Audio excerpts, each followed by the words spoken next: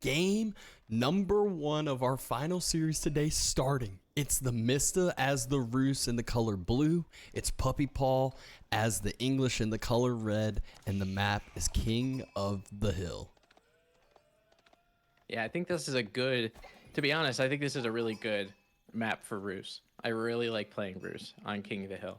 I mean, you're able to get your deer spawns pretty quickly. You have some very delectable high trade house spots, especially in that corner for even somebody with not as many neurons such as myself could find a good high trade house spot here. Yeah, I mean, basically anywhere you place it, but I did hear you say you wanted some landmarks in the center here. So you know what? Throw it up in the center, right? All right, maybe not. Why don't we all just relax a little bit? But that first one, even though, you know, we talked about that Kremlin that might go a little bit forward, it is forward, not as forward. However, right on that front at Gold Mine, everybody, that deer patch is. But if Mista wanted to get a little greedy with a town center spot, take a look at where he is on the north part of the map. I see a boar icon, I see deer, and I see berries. Yeah, tons of lovely resources for the taking. And PuppyPaw is moving out for the stone, and he also has a location on the north side that is deer, boar, and berries. Maybe not quite as close, but still pretty close to each other. So some hype town center locations to say the least. And PuppyPaw is definitely planning that as far as this build order is looking like. Yeah, it looks like how many he has on stone. Obviously, he's going to go for the second town center. We've seen that for English, for Empire Wars over the past, not only today, but over last week as well. And I saw Mista go with 8 villagers, start to traverse a little bit up north. You could see that on your mini map. He's going right for that area, town center or otherwise. He does not care. Yeah, maybe he's just going to go with the OG, like 1TC Rus play. He's got plenty of wood still in the bank, so I'm wondering what he has planned for that. And just, yeah, I was about to say, he wants to drop that tucked it next to the forest. That way you can get as much passive gold as possible. And, I mean, this feels like the old boar days, where you drop the boar, you kill the boar, and then you just drop like 4 archery ranges. This is what Mista looks like he's planning on doing here. It's just getting ready for this longbow production. I love this. This is bringing back such nostalgia for me. I mean, you remember these 1TC plays from Rus, and it was very frustrating if you were a defensive civilization, right? Because you go to the boar, you try to get some kind of hunt or whatever, and all of a sudden, the Rus player has 4 archery ranges dropped in a couple stables, and then they're barreling down your base. I mean, it's a great way to try to take a hill or try to get rid of a second town center. I mean, PuppyPaw is starting to build that one on the north side. If Mista does see that second town center, that could have a bullseye. The sacred site can have a bullseye. There's multiple different areas for attack. Yeah, and that town center's going exactly where we were expecting it to go for either of them. You know, we both knew that location was going to be prioritized, and sure enough, Mista went out there with villagers. PuppyPimp went out there with the TC. And Mista, though, he's got 2 knights in production. He's got starting to pump out the archer numbers. And so I think he's just looking to potentially scout out where the secondary TC is. If it's too far out, it'll be a prime spot to all in. Yeah, and especially because for the English, they like to be so compact, right? They like to be, you know, the second town center being a little bit closer, you know? So with that town center up there, he doesn't have the home town center to help him out, right? He doesn't have the council hall right near it for defender's advantage. So honestly, I think a PuppyPaw could struggle with trying to defend this thing. Yeah, it's not the same English defenses. You don't have the, like you were just talking about, the 15 extra arrows coming, or actually more than that, from the original town center if you're garrisoning inside of there. Boar just now being taken for the Mista. Boar just now being taken for Puppy as well. So both of them kind of just boosting up that food eco at the same similar timing. But Mista, forget everything we said. He's going castle.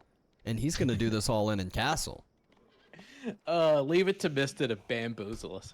You know, I mean, looking at this macro, I mean, obviously he's going up to castle with it, but we thought, I mean, just because of how many production buildings he got started, how many units You're that close to the corner. Are you kidding me? All right. Now, see, we all do it. We all do it, Dabs. Okay. I'm not the only victim here. I mean, maybe he's just going to build like a hunting cabin in the corner or something. I don't know. Is that in range still?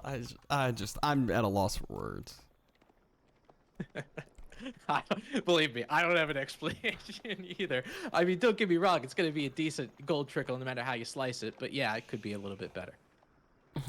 Yeah. It's okay though. Like, I love the impact of the high trade house, especially on this map. It's like you're like, well, what if I'm securing up the relics, and it's like the high trade house is basically going to be like 4 relics right off the bat. Like, it's unreal how good it can end up being for Roos.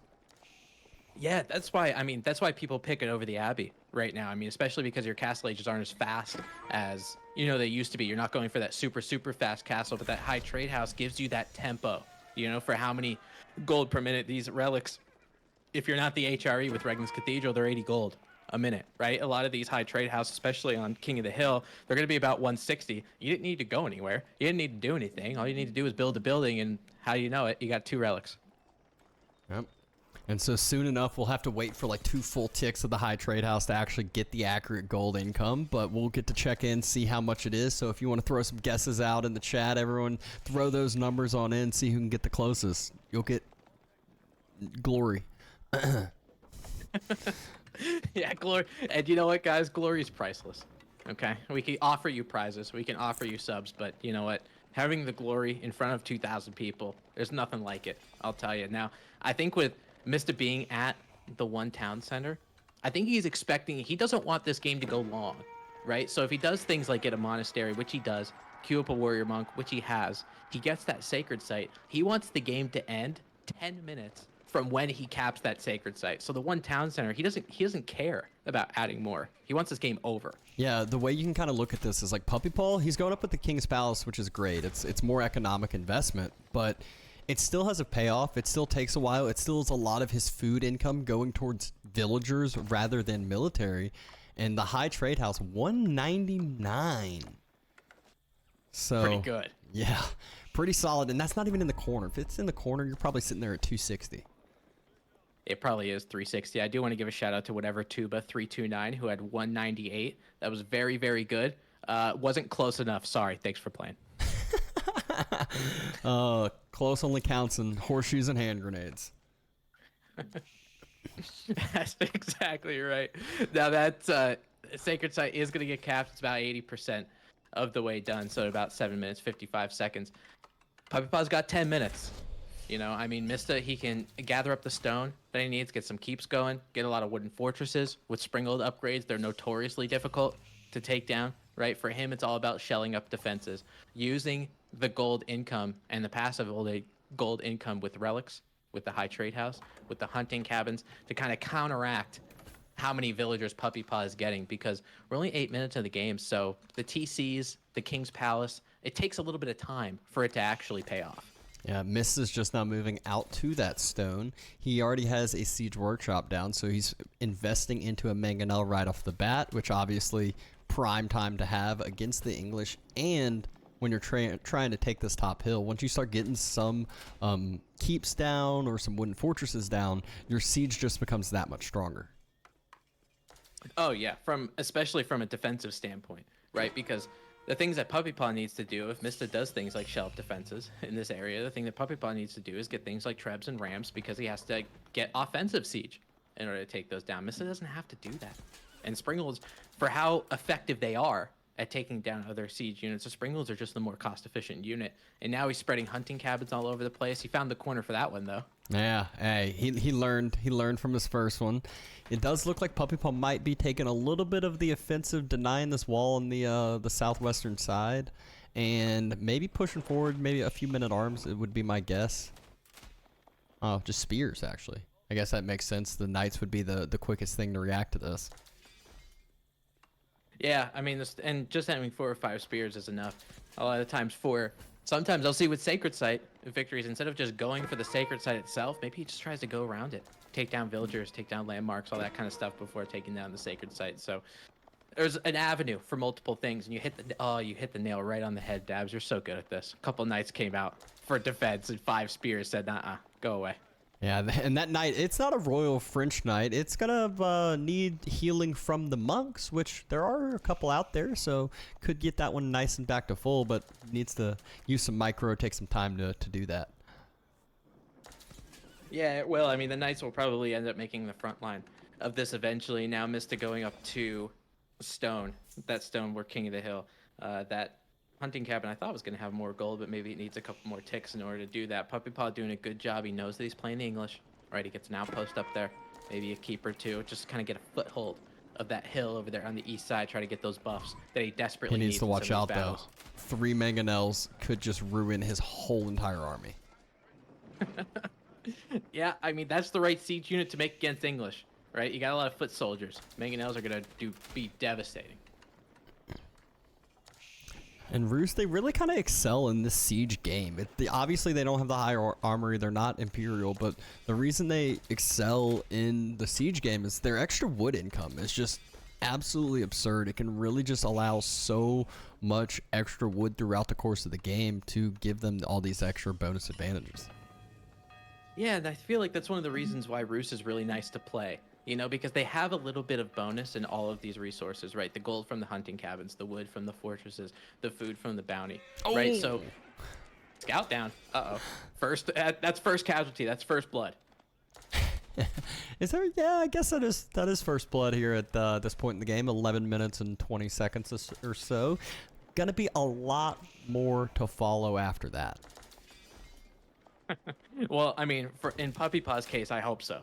Right, because if he just lets everything let enough alone, he's gonna lose in 6 minutes. So, trying to do what he can to get those outposts up, using longbowmen just because of the range. Not only to try to take down this mass, but maybe just a little bit of scouting, try to figure out what he's going up against. Yeah, and stepping up with the longbow is always worrisome when you don't have your spears that close, and they were quite a bit further away than would have been expected. Slowly moving forward with that outpost line, you mentioned it, needs that network of castles bonus 100% to be able to have this fight at all. Yeah, I mean, he's doing well in the military count, right? I mean, he's kind of losing in the siege department, but Mista trying to get raids in different areas. He's got a couple warrior monks with some knights. It looks like the only way he can go, I'm not sure where he actually clicked, but the only way to go is in the middle. Oh, right? And this it's kind of what 5 happens mangonels. with King of the Hill. It's 5 mangonels now. This is going to be rough. He's like, yeah, you can have a springled, but like, good luck. I'm gonna get like 12 mangonel shots off before you can kill one. Yeah, and that's exactly what happens. Just with one springled, you're able to target it, right? And that's what the Rams, or that's what the Knights do. Knights getting onto the back line. There's a couple men-at-arms running towards the mangonels, but Crossbow's able to clean those up pretty effectively. One mangonel goes down over to the men-at-arms, but does look like Mista won this fight pretty heavy-handedly. That being said, he's got a long time to hold still. Yeah, I mean, it's undoubtedly the longest 10 minutes of his life. All right, I mean, trying to defend a sacred site, you're looking at the seconds and you're waiting for them to count down. You can see those town centers and the second town center and the King's Palace, I should say, paying off for PuppyPaw. Now he's at about 110 villagers to Mista's 60. So he's got to rely on defensive structures. The Mista does. If he's able to get enough of them in this area, he might be able to take them down. But remember, with the new sacred sites, as long as you have one unit, PuppyPaw puts something like a ram there. No matter if Mista was there first, the sacred victory stops. Yeah, but right now I think Puppy needs to full focus on winning this military battle. Maybe get some trebs out now that the keep's coming down. But once this keep comes down for the Mista, this makes this top location so much more defendable for him. The mangonels have a fallback point, and he's not even worried he's just now starting to queue up springleds, but I was about to say he's not even worried about the countering siege. He's just building the mass to actually win the fight compared to like what we usually see on these sacred site battles. Yeah, because he lost a decent amount in that first engagement, right? So Mista taking a good fight there bought him a little bit of time. Now with Mista only on the 66 villagers, the military that he has, I'm not sure how much more he's going to have in the next 3 minutes. So he's got to preserve everything he has now. Men-at-arms, spearmen, all that range mass from the English starting to move up. He sees the keep, ends up backing in the opposite direction. This is a stronghold that PuppyPaw's got to break through. And PuppyPaw just now starting to queue up those trebuchets once he saw that keep. So 3 in queue. He's got 6 springles out. So all of a sudden the siege war flips right upside down. The only thing I'm concerned for Puppy is the lack of spears. If Mista had a lot more knights, if he's just doubles his night count right now, I think he wins this pretty easily. Like, yeah, there's a ton of crossbows, but it's so much harder to actually defend your siege with crossbows compared to spears. Yeah, definitely. I think how much does he have right now? He's got about 7 in there. PuppyPaw is also pop capped, where Mista's just about at 160. So doing a good job adding military buildings up there too, just to have a little bit of kind of delaying that defender's advantage. You know, making sure you can consistently pump all of those barracks units out there. PuppyPaw's got 4 trebuchets now, either made them out of the keeps or siege workshops. So that keep with 4 trebs, it's going to go down pretty quickly. Again, 2 minutes, you're going to hear the ding dong, and it's put up or shut up time. It is. PuppyPaw has a ton of springolds too, to where Mista, he's chokeholded with his. He can't move forward with his, or else all of his springolds will end up falling. So the trebs just get free fired. Yeah, and they're going to keep going. I mean, Mista has villagers here to repair it, just to kind of delay it. But he's kind of delaying the inevitable at that point. A lot of these springolds, they do have that network of castles. You can see those pieces of wood shimmering, and it means that they fire just a little bit quicker than some of those other things. We have knights there trying to snipe down a couple springolds. There's spearmen here. There's a ranged mass, decent amount of crossbowmen. We'll end up peering off and making them go in the opposite direction. Now, Mista is just because he doesn't have the same amount of springolds or has the same actual attack rate for those springolds, he's just going to make a lot of them. He's got 9 springolds. He's got another 3 in the queue, while PuppyPaw's adding Berkshire Palace. This 1 minute is make it or break it. It's going to take 1 minute to build, I feel like. Maybe not, but now or never. Berkshire's starting to be dropped. A springold number is favoring the Mista, so he pushes up during this time. He takes out the springolds on the other side, starting to take down the trebs. The men-at-arms just now reacting. Will the Mista move forward? He's just holding. The Berkshire's going to provide so much reinforcements here. Men-at-arms moving forward, crossbows moving forward, and the villagers are going to join in with it. Remember, boiling oil isn't the same of what it used to be, but the mangonels are still here.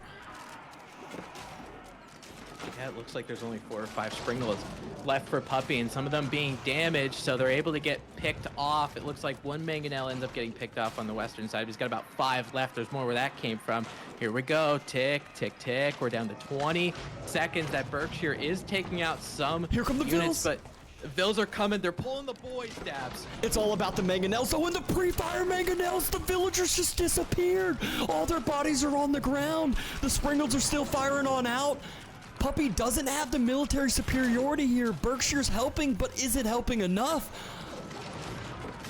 I don't think so. I think Mista. 9, 8, 7, 5 more seconds. More villagers being pulled again, but the mangonels are still just waiting. PuppyPaw, he can't do it. Devastating.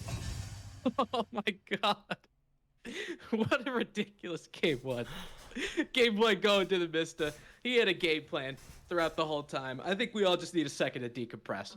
These King of the Hill games are just every second is so monumental. My hands are sweating, Dabston. I mean, it was weird because like PuppyPaw was pop capped. I almost felt like he needed to do like the keep drop where you lose the vills on purpose to trade for military, because then that gives him the chance to like retake the site. But instead, he just ended up dropping Berkshire and not winning the fight. And Mista was able to mass up Springfield so quickly to equalize and win the siege war.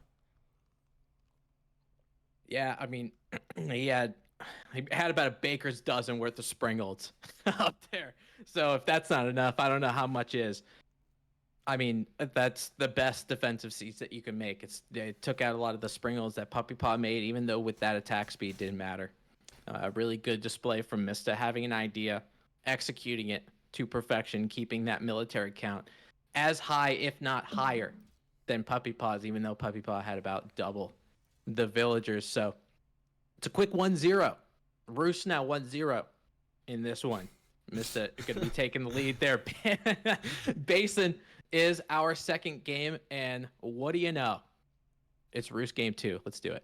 Yeah, I know you're happy to see Roos finally getting the dub they needed. And we're seeing Roos again on Basin and again in the Mali matchup, as that was the most recent series that we saw there at the end of the last one with DeMu and RecoN.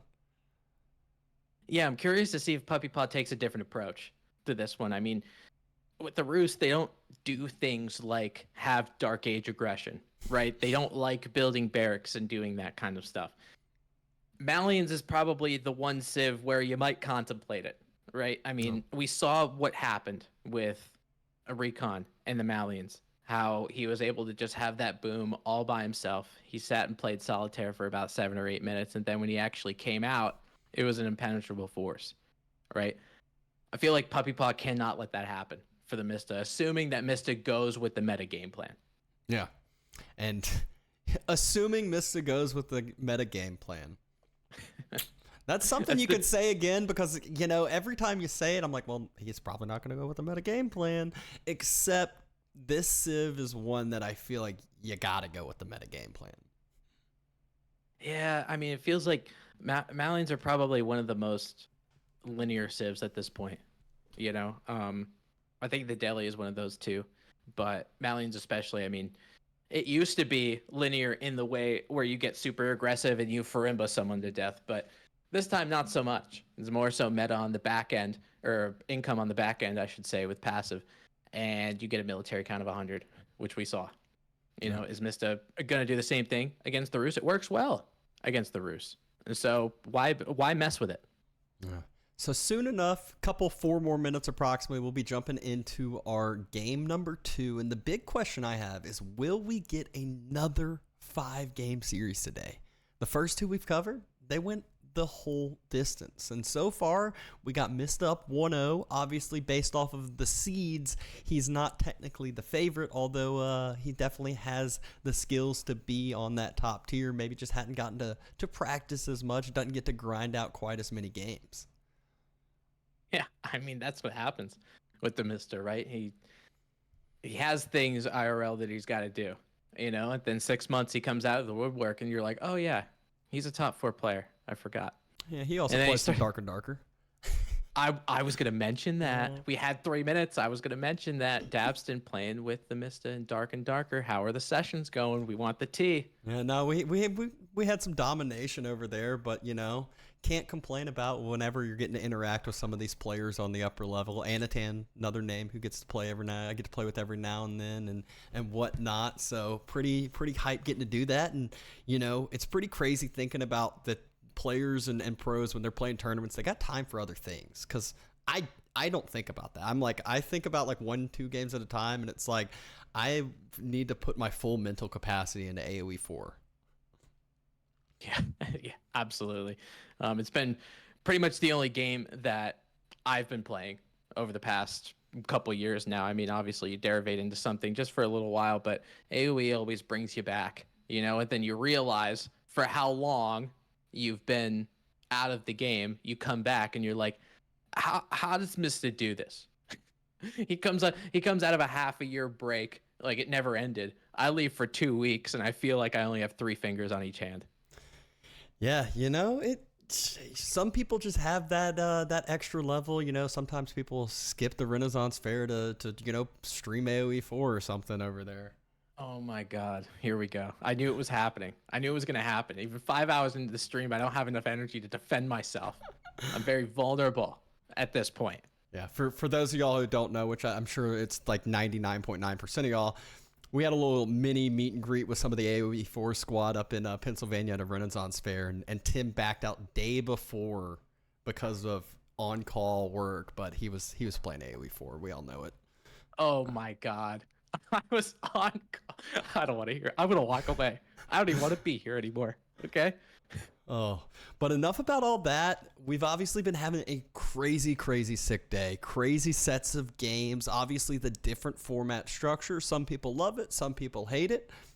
I'm one that, as long as the games are exciting, I am here for it. So if you're excited for this, excited for future formats, anything of the sort, obviously watching is one way, subbing, donating, and now the new kind of what we want the main long-term support to be, which is the Patreon. So if y'all have you feeling generous today, go ahead and !Patreon and see if any of those interest you, as it is the best way to support the AoE 4 scene in the long term.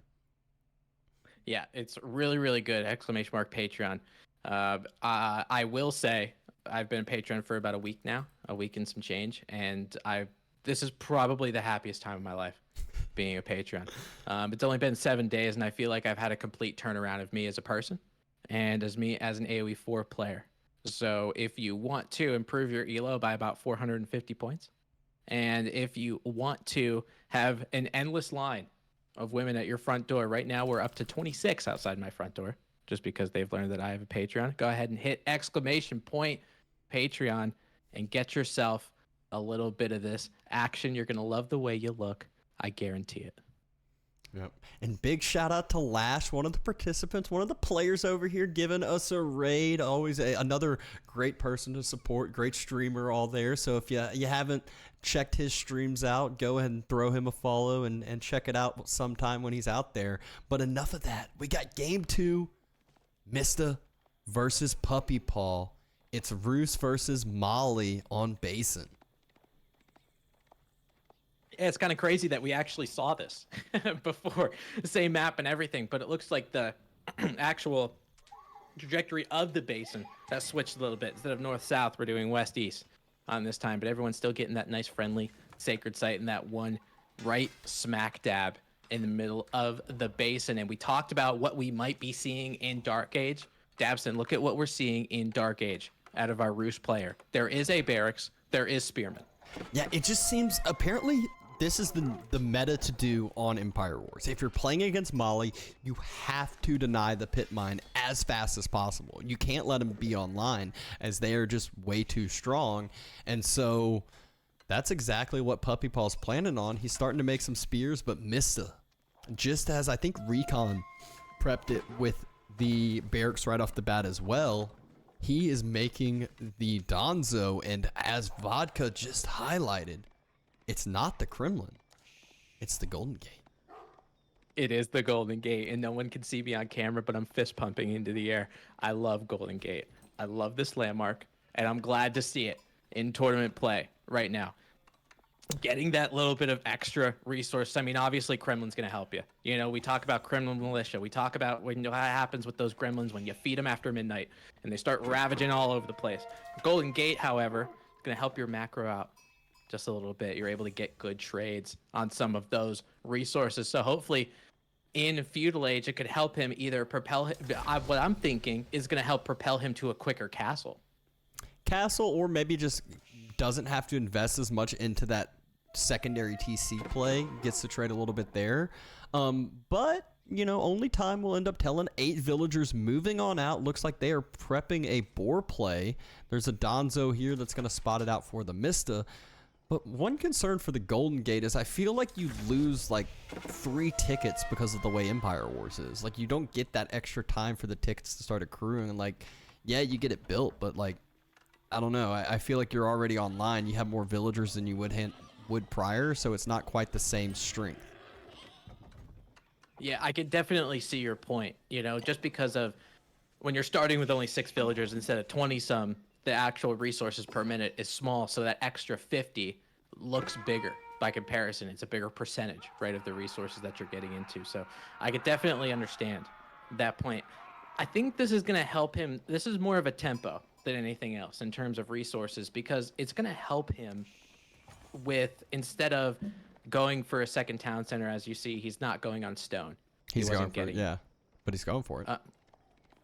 He will end up. Let me see if he's actually. I don't see him on stone right now, actually, with any villagers. He sent 6 vills out or 5 vills out. He long distance mined enough to where he'll trade 2 tickets in and drop a second town center. Oh, how about that, chat? We're all learning together. Yeah, that's right. He's going to be able to get that wood income with the wooden fortress that's right there. I can understand the Golden Gate as well, because the Kremlin isn't going to act like a wooden fortress for you just because it doesn't need to. Yep. And this is always one of those baits with the wooden fortress next to the boar. It's like if you just walk around it and you got range units, Donzo's not really range units, but close enough, then you're able to just at least idle out those villagers, not let them just constantly gather, and just make it to where PuppyPaw has to be looking at this spot a lot. Yeah, and you're right. Just with the ability to actually pick up those spears and toss them, you're going to have the ability to do that. And PuppyPaw also going with a little bit of military prowess in Feudal Age, which we discussed a little bit before this game went on. Has about 7 spearmen and about 3 archers. And I think now this is kind of the point of the game for the Malians. They might be trying to do that cattle ranching. They might be trying to do that cow booming along with the pit mines that he's going for. So hopefully with these actual units, it's going to be enough for him. Yeah, I mean, Mista, he was investing into that cow booming early on. I think he had 3 cows out as he was aging up to Feudal, just ready for when he was able to make cattle ranches. Last we got a little hover over. I think he's got like four full ranches almost there. And, you know, that's really when Mali can start to just transition this all into a ton more military to defend those ranches. Yeah, that makes a lot of sense, right? Getting those cows super early, because it's not like in the first couple minutes of the game that you're going to get harassed by a million spearmen, right? And you get that little bit of extra gold. Your pit mine is already surrounded by houses. Look how much gold he has stockpiled already. Mista already has about 700. You might as well spend some on cows as early as you possibly can. There's no reason not to. Yeah, cows, even some eco upgrades wouldn't be the worst. As we see PuppyPaw, he's got every single eco upgrade: wheelbarrow, mining, double broadaxe, specialized pick, and horticulture, everything you need. But Mista, just not one single upgrade. He's used every single bit of gold on cows. As I say that, though, double broadaxe. Hey, better late than never, right? About getting them. We know that Mista isn't exactly a wheelbarrow enjoyer, so we don't see wheelbarrow in this one also. But getting those economic upgrades is going to help you a little bit, at least get up to castle quickly. Looks like PuppyPaw will be the first one to get there. However, obviously with that cow boom, it's going to take a little bit of time. PuppyPaw is already macroing there. Yeah, and I mean, the question is, high trade house, where's it going to end up going? Oh, don't ask me. You know my placements are terrible. I think you're softballing for me to try to get this area, but probably where Vodka's highlighting. As you can see right there, there's a decent amount of trees. It is a little bit forward. Both of these places are a little bit forward, so it could be difficult to defend, but I think PuppyPaw's got enough units where it could go up pretty easily. Yeah, and as we say that, he actually queues up 4 knights in the bank, which is essentially castle age there themselves. But looks like Puppy, he doesn't want to be the first one to castle against Mali, which I think is a good idea, honestly. I think you do need to match their military numbers quite a bit, or else you could get to the point where, like, great, you get castle, and they're going to be, 30 seconds later you, but they're still going to have that full passive eco already online, which it is.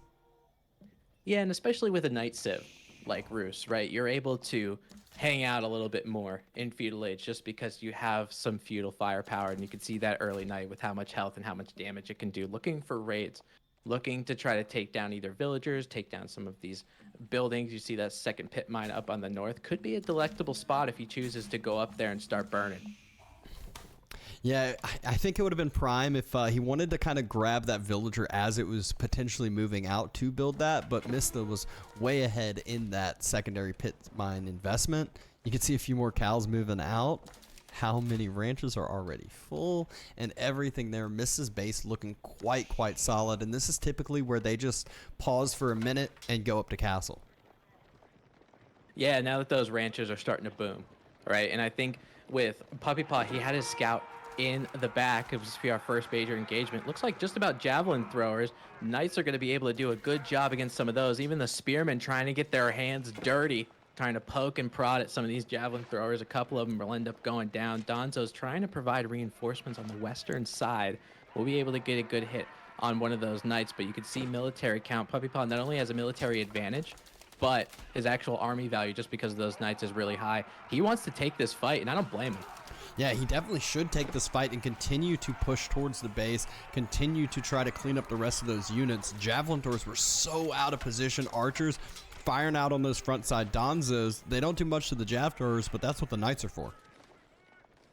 Yeah, I think having just about 5 or 6 knights in that fight, he will provide reinforcements with more knights. It looks like he's going for just a knight archer composition. I can understand why he did spearmen in the beginning, just a little bit of that dark age aggression, but we're not seeing any sofas from the Mista in his Malian composition. So really good presence of mind from PuppyPaw to change up his comp. Again, javelin throwers a little bit farther forward than they should be. Knights get a great charge in, but if you get taken down, one maybe, 1.5, but 3 or 4 low health because of the javelin throwers, high base damage, and the Donzo spear throw. Yeah, for the Donzos, I mean, having that little bit of range really helps you. You know, you can take down a knight and a half. You can take down some archers, stuff like that. At least weaken them a little bit. So the javelin throwers, it's kind of interesting how Mista is continuing to do this. He's using the javelin throwers essentially as front line. And those Donzos, he doesn't want them to get picked apart by those archers, right? Roos does such a good job at getting a big archer mass because of their wood economy. So he uses the Donzos in the back just to make sure the javelin throwers are safe and he can continue to keep pushing up. As Vodka highlighted, we're looking at the macro for these guys. We're going to see a corral drop just very shortly, if not right now. Literally, as you said, corral drop, I'm pretty sure that was when he clicked it. I nailed it. Just right on the head. At the same time, though, Puppy, he's starting to pressure that secondary pit mine. He wants to burn those houses, deny that passive gold income. Yeah, and this is really his time to do so, right? I think this is the only time in the Malian build where they really start to decrease a little bit on their military production just because of how many resources they spent on the corral itself.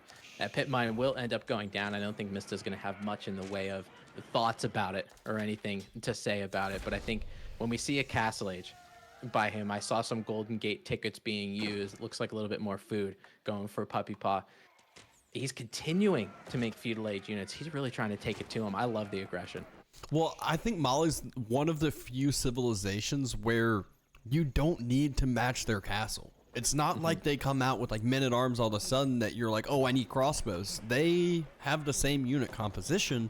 They obviously can just get their upgrades, which Mista is deciding to get wheelbarrow 11 minutes into the game, a little bit earlier than typical for him, I would say. But getting some of the other key upgrades in as well. And that's really where they start to get the bonuses is as castle starts to extend is the blacksmith upgrades, their veterancy upgrades and things of that sort. But Knight Archer can match up fine. Oh yeah, I mean, I feel like as long as you have enough archers to deal with the Donzos and make sure that you have enough to have that critical mass so javelin throwers aren't going to pick you apart. And I know with both of these players being as high elo as they are, they're going to have the ability to split those javelin throwers and really pick off archers very well. Puppypaw is going to follow the Castle Age department with 32 villagers, just about half his economy, building that high trade house in one of those spots that Vodka pointed out. Good call by him. Yep, going to have some solid gold income. And Puppypaw's at the point with the Night Mask where it's so scary if he circles around and can get towards Mista's base. But if that happens, Mista's just going to full all in like we've seen before. Javelin throwers so good at diving TCs and just staying under any sort of arrow fire. So it really is forcing Puppy to keep his military mass together. Yeah, it's funny how when somebody goes up in age and you see the amount of resources that they spend on it, the other person's just like, okay, it's go time. And they just shove everybody. And you understand why, obviously. It means they didn't make military and they were going into Castle Age. So Mista is using some of his forces to try to push the initiative and try to get there. Took down where that board used to be. Now it's been gathered. But it looks like for Roos, those Castle Age upgrades are starting to get there. And Puppypaw actually adding some crossbows as well. He's expecting sofas, and he was very correct. Yep, 173 on the high trade house, probably a little bit more than what some people may have expected. Just comparing to King of the Hill high trade house, it's not like it had that huge, massive wood line, but has the stealth forest and had that original wood line. Mista moved forward, was able to get a few Vil picks there, but Puppy is starting to defend himself up, and he's got a mass, he's got numbers that are very, very equivalent, and the key is the value that Puppy has with the Knights too. Yeah, even though the military count is a little bit more in favor of Mista, but is choosing to take this fight. We had Donzos make up the front line. Archer's doing a good job with good micro by Puppypaw trying to pick them apart. It seems like with these Knights, they're trying to get a charge in, not necessarily on the javelin throwers, just bait the Donzos forward. Those archers need those targets to kind of hit it. If they're able to take down a decent amount of Donzos, the Knights can have free range on the javelin throwers. It didn't look like it was that effective for him, and now a flank coming in from Mista on the south. Yeah, Donzo flank, though, diving towards the archers. They kind of just want to defend up the javelin throwers, but the javelin throwers are so bad about overkilling. And Puppy is doing so good at forcing the Donzos to step up. Every time the Donzos step up, they just have multiple volleys coming in as far as arrow fire goes. Yeah, you're exactly right, because you can see the Donzo count start to decrease just a little bit. Look at those Donzos coming up, creeping just a little bit. Then you can see on the top part of your screen a couple of them going down. Just goes to see how long he wants that to happen before the Knights end up becoming the front line. But 3 or 4 end up going down just because of the amount of Donzos that are still there. The Javelin throwers are having a field day with a lot of these archers down to about 27 archers. Those Knights come up, make the front line, weren't able to take down enough Donzos in this fight. All of the Knights go down. I consider this a win for Mista for sure. Absolutely a win for Mista. He still has the same, eco focus. He's got some Sofa that have broken off trying to raid some of the eco of Puppypaw, but he thinned out Puppypaw's mass so much there and still kept his mass, pretty heavy and forward. And how many Knights did Puppy have? 20 around there? Puppy's sitting there at 3. Think about how many resources that actually is. Too many. That's way too many just to get thrown into Donzos that are about 80 resources each. It's some of the most cost-effective trades that obviously we all know and love, a spearman going into a knight. But because of that, I feel like Puppypaw, even though, again, we're going to talk about Malians not having as many villagers, but still, I feel like Puppypaw's on the back foot because this is a real crucial time for the Roost, because some of those pocket ecos, and especially the food eco, ends up dwindling. So you got to figure out how to do something like a farm transition where on the other side, Mista can keep going with his farms and his cattle, but also adding farms at the same time. Yeah, the rare scene Molly farms, it's kind of just shocking. It kind of mentally breaks you. You don't know what to see, talk about when you see it. It's so rare scene. But the Sofa, not going to be able to circle around anymore with that wall that Puppypaw just built and finished on up. I still feel like Puppypaw, though, he's just lacking in the army composition, the army numbers, I guess I should say.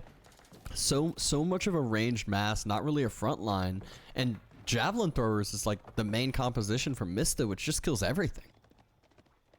Yeah, I mean, he's doing a good job changing his composition at least. Puppypaw adding crossbowmen, and then he's going to start to go with spearmen. I think spearman's going to be very good in terms of dealing with the Sofas that Mista is making, and also is starting to deal with, at least take some brute of damage from javelin throwers just because they don't get the bonus. So I really like him going away from knights, because you'll see a lot of knight civilizations just keep spamming that W key because they think knights are the best unit. Puppypaw doing a good presence of mind to change it.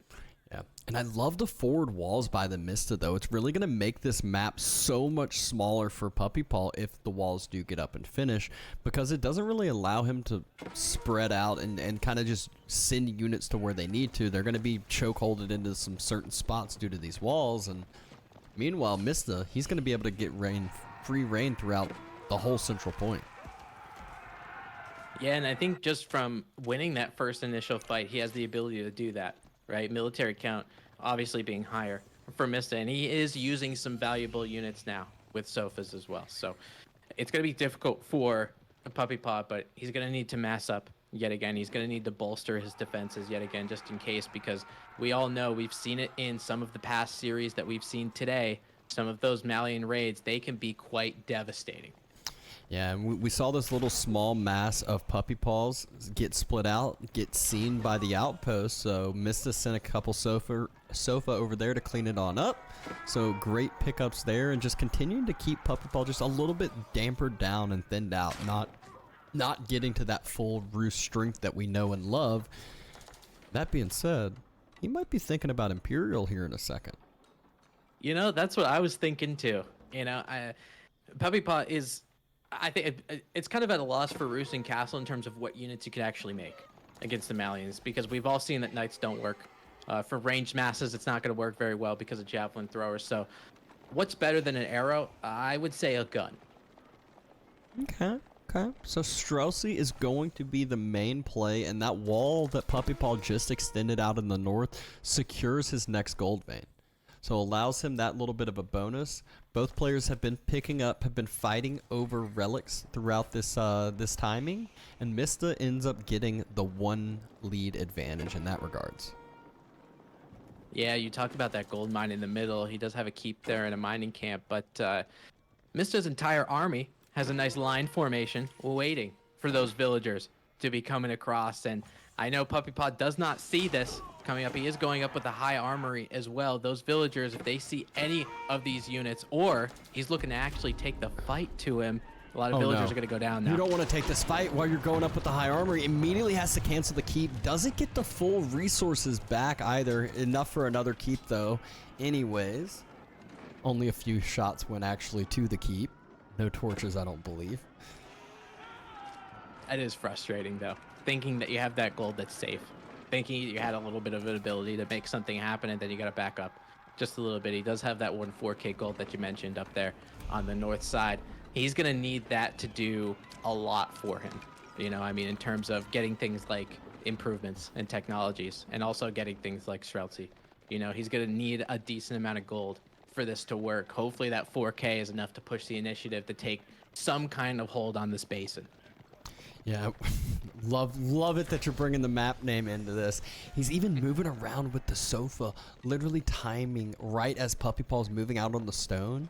But think about what you want to do when you go imp. You want a bunch of upgrades. You want to be able to utilize that imp in your advantage.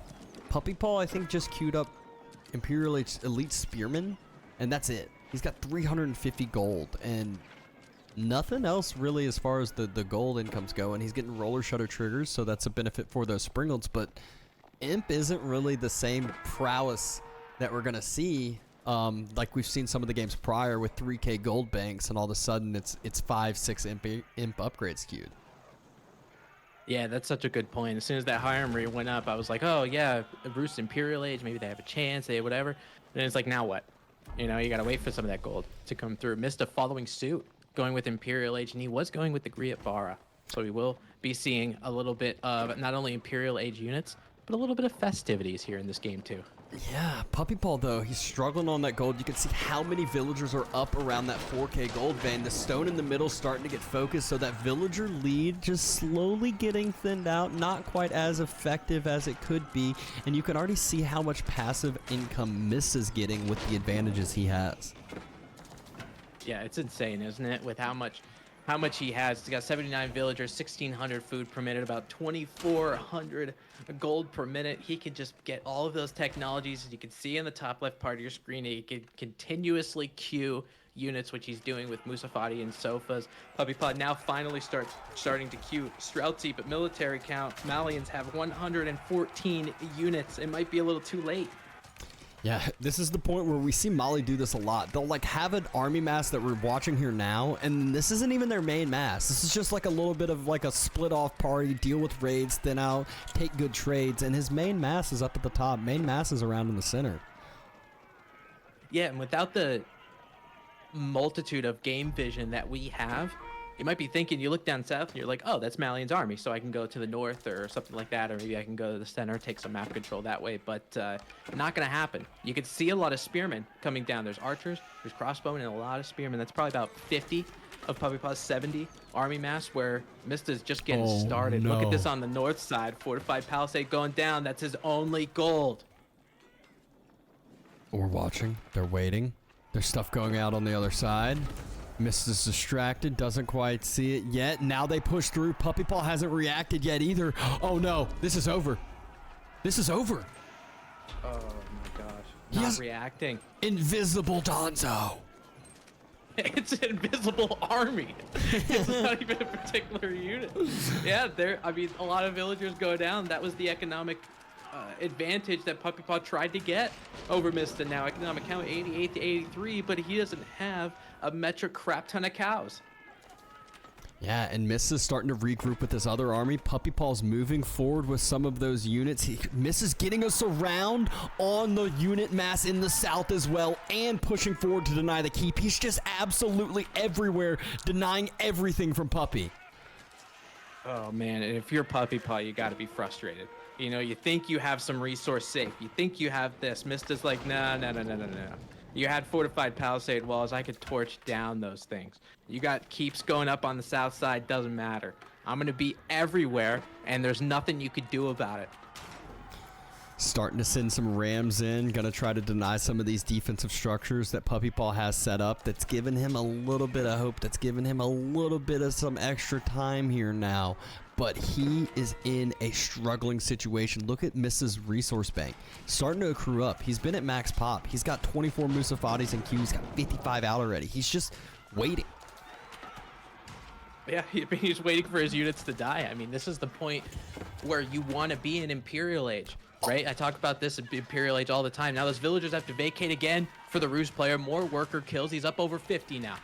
And he sent more back out while vacating with others. And now he's going back for it again. Doubt Castle? I think so. I think that was the doubtiest castle we've seen at some point. This one on the eastern side is protected by fortified palisades, so it will go up. But again, looking at villager count, Dabston, at what cost? I mean, at this point, Puppy's whole entire eco is just destroyed, demoralized, doesn't have anything to do. Still has a decent bit of military for himself. Still has 2 TCs, but this is his last gold. He doesn't have, you know, that much more ability to do anything. He's full committing to stone, I guess, to try to drop more keeps, but even this initial keep doesn't protect his stone. Mista's just going to push up and kill more vills here. Yeah, or at least create a lot of idle time. I mean, it's somewhere around 15 to 20 vills here. Musafati warriors are doing a good job trying to get in front of those Streltsy to deal with it. Streltsy do have those sharp bar dishes that might take out a couple of them, but again, we talk about how bad PuppyPaw's eco is right now. You can't really start to reproduce those. It's going to be really, really difficult. You can look at stockpiles. PuppyPaw's got about 9 food right now, whereas Mista is sitting around 1700 a minute and about 3k gold. I mean, he is making this look easy, surrounding another army, taking even better trades. PuppyPaw, he's scrambling, and not in a good way. It's not like scrambled eggs. He's just all over the place, can't do anything. I mean, if I was playing against Mista in this game, I think my brain would be scrambled eggs. That's 100% sure. These Streltsy, they're continuously getting queued somehow. You know, I'm surprised he's able to keep out this much with how many Musafatis. They are getting stealthed, and what's really great about them getting stealthed is just because of the Streltsy that are there. They don't want to be in harm's way. They can get to the siege, however. We're going to see balloons popping. And the siege is just gone, and not only are balloons popping, Puppy is popping. Game number 2 goes over to TheMista. Oh, wow. I mean, I know for Roos it's a difficult matchup against Mali, right? But the amount of game sense that Mista had going into those particular pocket ecos, knowing what was the most important resource for Puppy at that given time. You can tell he puts a lot of thought into every move that he makes. That's very calculated. And PuppyPaw, I thought he had a really, really good chance in that late feudal to early castle kind of age. Losing those knights, though, were devastating way back when, about 10 minutes in. Yeah, he went from, like we were talking about, 20 knights to 3, and then after that, he never could go back to knights, never felt like he could even get back to knights, and instead chose to go Imperial, which obviously ended up not working out his way.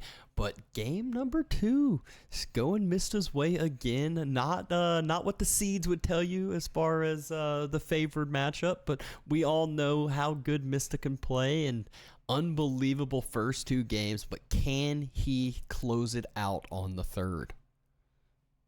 Yeah, I think with these first 2 games kind of went in the way of Mista. We had plans, we had calculations to try to figure this out. I would never bet against PuppyPaw in a situation like this. He is not out of this game, even though he's down 2-0. There's definitely potential for reverse sweeps to happen. There's definitely potential for Mista to just take this game 3.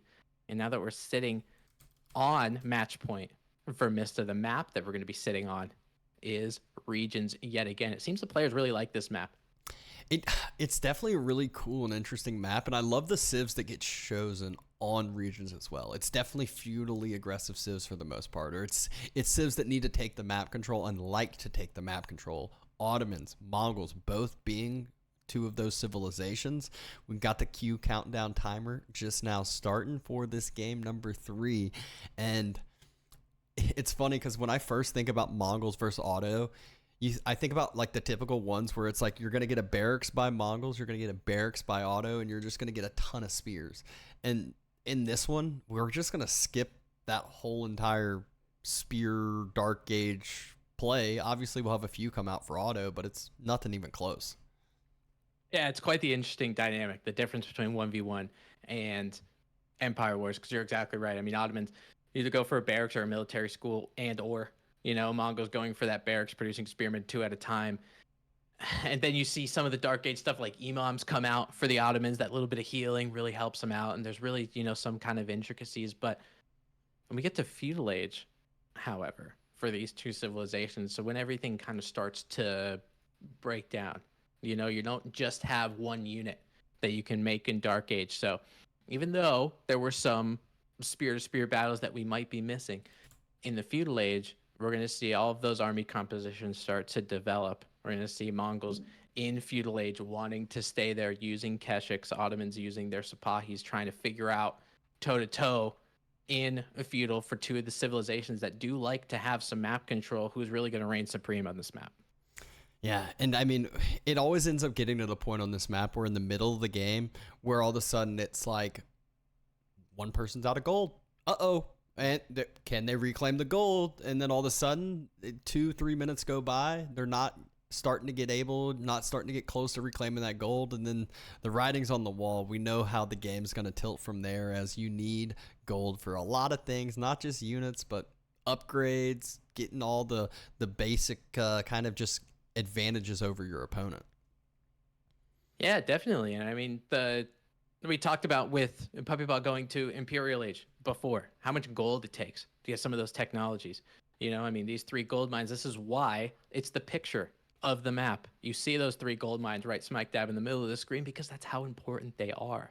I think one of the technologies that I would stand out in this matchup, coming to think about it, for the Mongols being advanced siege engineering. You know, the Ottomans have the MIA that can pump out siege for them for free. They're big siege civs. I think the Mongols' adability to get that technology might, instead of building them from a siege workshop, building them on the ground might help them too. Yeah, I remember back when in advanced siege engineering, back when Mongols used to just skip Feudal Age, it was like get to castle, crossbow mass. It was like initially a couple lancers for damage, and then it was like crossbow mass, advanced siege engineering, and that's how you win the game. Mm-hmm. Not as much anymore, but definitely is a great reaction to the way the MIA and the way that the Ottomans play. We've been seeing the Ottomans, though, their gameplay, their style kind of transition, especially when it comes to Empire Wars, where they can get up to castles so fast with military schools online and basically no pressure that was able to be made against them. Very scary to play against. Yeah, it is. It kind of feels like when you're playing against Otto like that, you're on a clock, you know, just because of how quick they're able to get there, like you mentioned. And for the Mongols, I mean, what's nice is they do have a Feudal Age unit that can work against some armored units, right? So if Ottomans decided to pump out a bunch of men-at-arms or something like that, the Mongols have Keshiks. But when you get to a period for the Ottomans in Castle Age, when they first hit, the MIA is trying to get its first Mangudao, they can drop a bunch of stables, you know, go for Castle Age Lancers that do a lot better than those Mongolian feudal Keshiks. So they do have an ability to trample over the Mongols if Puppypaw gets there. Yes, they do indeed.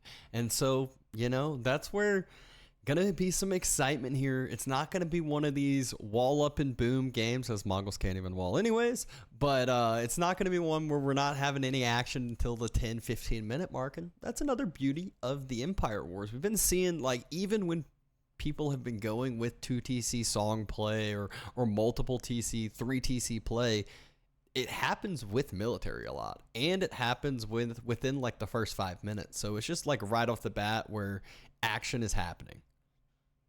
Yeah, I think that's what's been a lot of fun about Empire Wars and casting Empire Wars for the first time is, like, you don't have time to do things like introductions. We don't have time to sit and, you know, BS and talk about the weather for 4 to 5 minutes before we get up to Feudal Age. We just go. Yeah. It's a lot of times I feel like we're like starting that intro phase, and then it's like, and longbows are on the way, and you're like, oh, wow, okay, Feudal Age is already finished. We see all what landmarks are chosen, everything there, and soon enough we'll be having that same exact conversation as the timer is ticking. Will this be the final game of the series between Puppy and Mista, or could this be the start of the reverse sweep? we're gonna initiate this overlay and Yeah. get this game to you. Game 3, if everybody could buckle their seatbelts, keep their hands and feet inside the vehicle at all times, we will be delivering you some high quality Age of Empires 4 content. Game number 3, I'm continuing to crescendo and I'm waiting for the transition. Game number 3, coming in to you guys, we have the Mista playing as the color blue, spawning on the northeastern part of the map as the Mongolian Empire. His opponent staring down a 2-0 deficit is PuppyPaw playing as the Ottomans in the color red, spawning on the south part of this. They are going for that early bearing. Interesting. I jinxed it. I just jinxed it.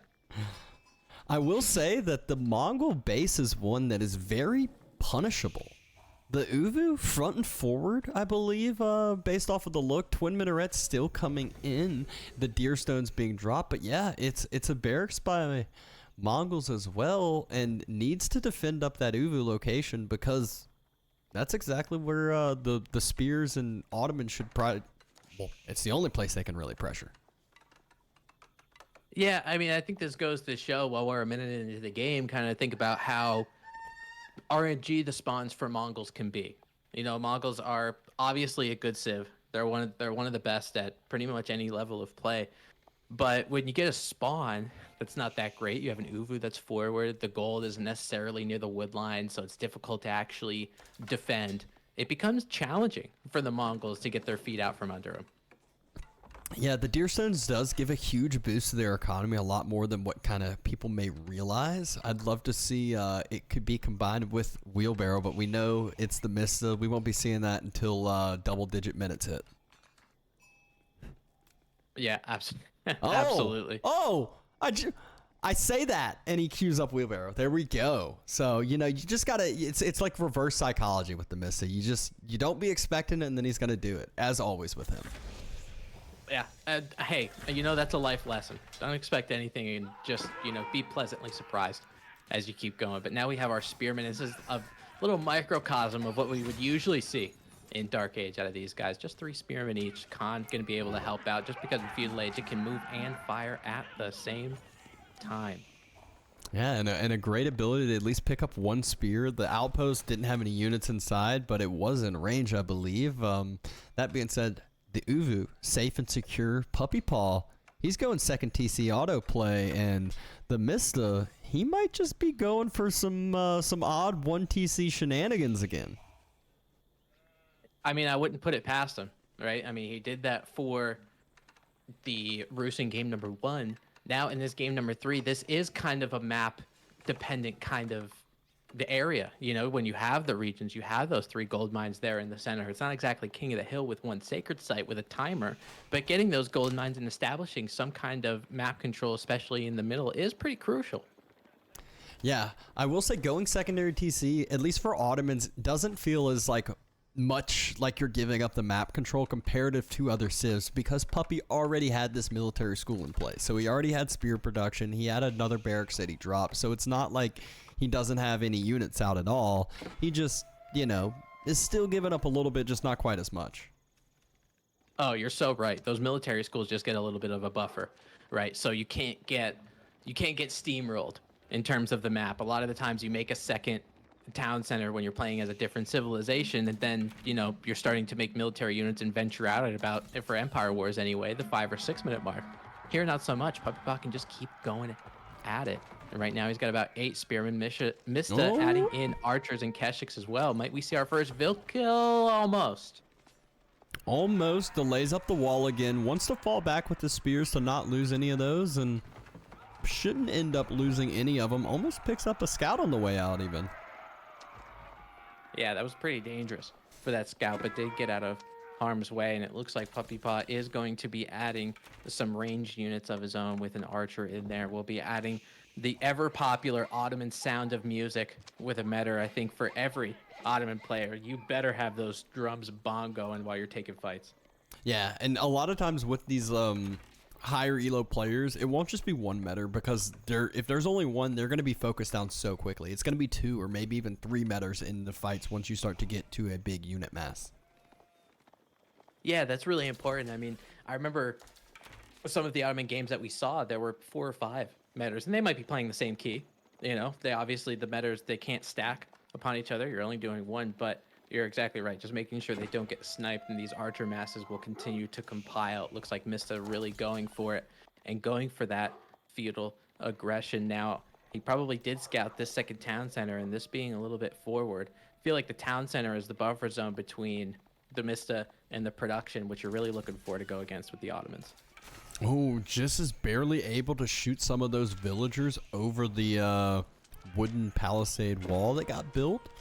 Forces out an outpost from Puppypaw, but more importantly, this is delaying Puppypaw's true plan.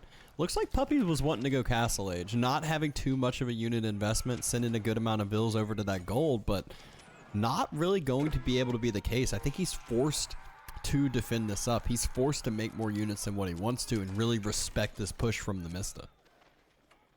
Yeah, I mean, this is delay, delay, delay. You know, the MIA can't get a mangonel out if you don't have the resources to build it, right? And what's nice for what's nice for the Mista, I should say too, is that primary gold vein is to the west. That secondary gold vein, before you get to the middle ones of the regions, is right next to it. So if you're stopping one, you're stopping both of them. Yep. Exactly. He actually even walled himself out of the second one, so has to either extend that wall or just kind of give that up. Falcon over the wood line could potentially allow some damage on these villagers. You can already see just that little bit of idle, or maybe not, just 10 seconds worth of kind of just rebalancing where those villagers are gathering from. Yeah, exactly. Now that outpost is going to be up on the western side and hopefully a little bit closer to the wall, so the archers can't get over there. So he will be able to get up to Castle Age at some point. I mean, obviously he has the food somewhat near to be able to do that. Mista, based on looking at the units that he's queuing, he added a couple more Keshiks. He is not slowing down for anything. No, it's Keshiks and archers mainly. He still has a few of those spears from the original Spearman War, but his main military mass is that knight archer. Yeah, that's what he's particularly going for, and I think when Puppypaw does get to Castle Age, we talked about it. You know, Puppypaw, when he does get to Castle Age, will be able to produce lancers of his own, but it's all about dealing with this first initial insult, right? He does have about 20 archers. Puppypaw only has one Sipahi on the battlefield. It looks like Sipahi number 2 and 3 are getting queued, but Mista's just trying to find an area where these walls are to try to take some of these down. Archers for the back for Puppypaw. Obviously, the military count isn't quite there just because he's trying to get up to Castle Age. So we'll see in this next minute or two if Puppypaw doesn't sustain that much damage. He might be looking good for the future. Yeah, the MIA is being dropped. 7 villagers on it, 13 villagers now. But right as the Mista is breaking through, he finished siege engineering, but no rams being dropped that I can see yet. And just stepping on into the Ottoman eco right on top of the gold. So even if Castle Age hits, no gold units really going to be able to be made, or upgrades, I guess I should say, too. Yeah, this is a pretty dangerous place for the Mista to be, just because of that outpost. The Keshiks can't really get that charge in on the archers. There's just too many spearmen, but now the spearmen are getting up into harm's way where those archers are. That outpost finally going down. A couple villagers will be going down because of it. Town center raining fire on all of this archer mass. You can see how many Mongolian soldiers are hitting the ground. Puppypaw just hits Castle Age. We'll try to get some Castle Age units as quick as possible, adding some men-at-arms, which could help him out. Looks like with how many spears there are, they're going to clean up these Keshiks. Mista's got to back up. Yeah, he definitely ran into a big brace there with that Keshik mass. He's nowhere to Castle Age. He's got 800 wood in the bank. Looks maybe a little bit mismacroed. And Puppypaw hits Castle, resecures his base. Should be able to just push out and re-wall here in just a second. And Mista is forced on the backside. Yeah, I mean, now if you're Mista, he's continuing to make units. You know, he's adding a ram, adding an outpost over there. After that attack not doing as much as you necessarily want it to, it gives you like a, you know, you look around and you're like, well, now what? You know, Puppypaw's castle, I don't really think going in with Feudal Age archers might be the idea, but maybe if you get enough rams, you might be able to take that town center down. I think that is going to be the initial spot, or potentially it's just so far away. You'd love to see him get on top of these military schools. 4 military schools pumping and an MIA. But the Keshiks, they do find some damage here. Villagers, they actually tried to turn and fight. No villagers really going down as far as like not that many. Two or three fell, but forces Puppy's army back right as the Rams push forward. So Rams should be able to get a good amount of damage. And where's Puppy going to go with his army? Does he want to clear up the Keshiks and chase them, or have to fight and engage this by the TC? This is unbelievable. Like, Mista doing this play puts PuppyPaw between a rock and a hard place.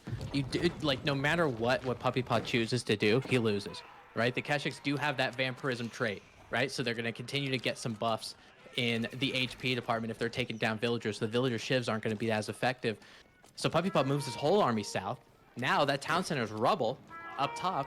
So that bleeding, where the economic count was steadily increasing from PuppyPaw, it's not there anymore. Mista, this was heads. I'm like shaking my head how good that was. Yeah, it was crazy how he just times this up perfect. You can see he's planning on Castle Age behind this. He's got a good amount of food in the bank, good amount of gold in the bank already, more than enough. He's getting the bounty from all of these things that he's destroying as well. Rams have, I would say, paid off, especially considering they killed the TC. And behind this, Castle Age about to start. The Keshiks circle again, right as he steps up with his army. Puppy, he just doesn't know where to go, doesn't know what to do, and the villagers, they pull back again right into the Keshiks. They're forced to make more walls. Look at how many vills are just going down, though. Oh my gosh. He doesn't have a second town center to replete these either. Military, or economic count, I should say, for both these players, 59 to 57. It was like that second town center never happened. Yeah. And, I mean, if Mista can just keep this up, can continue the pressure on, Puppy's the one who's walled himself in. He's not been able to take those resources out on the map, and Mista still can. Yeah, he definitely can. I mean, he's been the aggressor. He's been the proactive player for the majority of this game. So the map control is 90% his. You know, this is the first time that PuppyPaw has a military mass that he's actually venturing outward for. So Mista is going to be able to have a little bit of time, get some of his Castle Age upgrades, which we know PuppyPaw already had done previously. PuppyPaw also adding Castle Age units like not only that Mangonel, which we're highlighting, but Janissaries as well, which were able to be combatant to some of the Keshiks. But he could also do things like exploit the map, get things like the relics and that kind of stuff. If he continues just to have these little raiding areas, continues to just make sure PuppyPaw stays in his base, he can exploit this map. Yeah. Puppy, though, it does seem like he still, after all of this that Mista's done, still comes out ahead, which is crazy to think about with how much damage Mista's been able to do and how many like successful plays I feel like he's made. Puppy, still winning.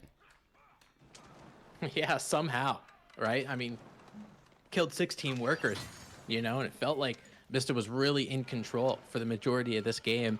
And it looks like he's still trying to get raids on the other side. Keshik's burning down one of those palisade walls. This is the only place where PuppyPaw can really get safe gold, and really one of the only times that you could stop a particular resource. But now PuppyPaw being able to venture out, get a little raid on one of those gold mines, where just because he has the curl tie, he does not have the step readout, so won't get that increased gold. So having those little bit of golds and making sure they're safe before you venture out is going to be huge. But Mista is finally in an economic lead. He killed a couple of those vills with the Khan during that attempted Keshik raid, and he finds himself ahead. He's ahead economically, absolutely. From a militaristic approach, not so much. And I think PuppyPaw has a pretty good army. Yeah, and I think he has a pretty good army comp. Look at how many. I think he just hit the Janissary button for how many military schools, because he did have about 6 or 7 Janissaries. Now he's got about 19. And I think he's really, really trying to make not only a good point of the middle of the map, but he might just try to push through the Mongolian base. Yeah, I mean, he's kind of getting to that point where he has stabilized. He's gotten this kind of great foot forward now again. And everything is now in the Ottoman's favor. He's got all of his military schools online. He's got the MIA online. And Mongols, they don't have like an eco advantage that they can utilize, really. Yeah, no, you're exactly right. I mean, Deerstones helps a little bit just because the villagers can move a little bit quicker, right? But that's really the only economic bonus they have at this point. The stone, he necessarily can't continuously produce 2 at a time. Really good raid by Mista over there on the west side. He is going to stop future gold from coming up, but he's not really able to get a handle on his gold for one, and for two, he's already got an Ottoman death ball there. You're stopping resources, which is good, but you got to stop this before you do anything. Yeah, exactly. And I mean, this death ball is so, again, just how we've talked about in other games. He can split this into 2 different death balls and still end the game then and there. Yeah, I almost thought, just based on when you were saying that, I almost thought he was going to do that because I saw them kind of derivating from left to right, but he keeps that death ball very deathy and very bally. It looks like those Kashyyyks on the south side trying to take down those Mangonels and Springles. Janissaries make very, very short work of those Kashyyyks, and you spend a lot of resources to make them in a blink of an eye. They're all corpses. Yep. And speaking of corpses, we are going to go ahead and see the 3rd game behind us. Going to be moving on to game number 4. As we talked about, Puppy, he's starting the first step of the reverse sweep. Can he continue to string this along, taking down the Mista? Yeah, I mean, Mista had some real heads-up plays here. You know, we talked about it kind of ad nauseum about some of the 2-pronged attacks that he was doing, but PuppyPaw was able to get as much of a hold as he needed. Was able to get that military mass with the military schools as well. Was able to push that military count up toward probably like the mid 80s to 90. And you could look at it on your screen there that Vodka's showing us. It's about 90 at the top. And Mista, with his economy, only with that 1 town center, he was all in. You know, if he didn't do that much damage, that was going to be it. Yeah, it was, I mean, it was crazy to the points where Mista was even able to get the game to, because I felt like he should have been much further behind than what he actually tended to do. There were a couple points in times where he felt like he had the potential to actually take the game, which in that matchup, it should not have been going that way very much. But enough of that. Now, we're seeing another favorable matchup, I would say, for PuppyPaw. It's Abba versus French and Dry Arabia, the map. Yeah, I mean, this is Abbasid. We watched Abbasid go into French earlier today. You know, the Abbasid dynasty did a good job. I mean, previously it was Hill and Dale. French, a little bit better on something like Dry Arabia than a Hill and Dale, but, you know, the Abbasid dynasty is a very difficult civilization for the French to go up against. I think Mista's got his hands full for game 4 too. Yeah, definitely very hard. We've seen how Abba can really just like, they've always been that civ that like once they get to Castle Age, once they get their eco, very macro and eco favored, and once they get to that point, they're so hard to stop. Well, the thing about Empire Wars is you kind of get to that point quite a bit quicker, and doesn't allow French to really get the damage and get some of that they need. Yeah, whereas it's kind of funny because you're exactly right. I mean, that point where that weakness of the Abbasid dynasty, it does shrink in that area of strength that the French like to be in feudal age with their royal knights and all that kind of stuff.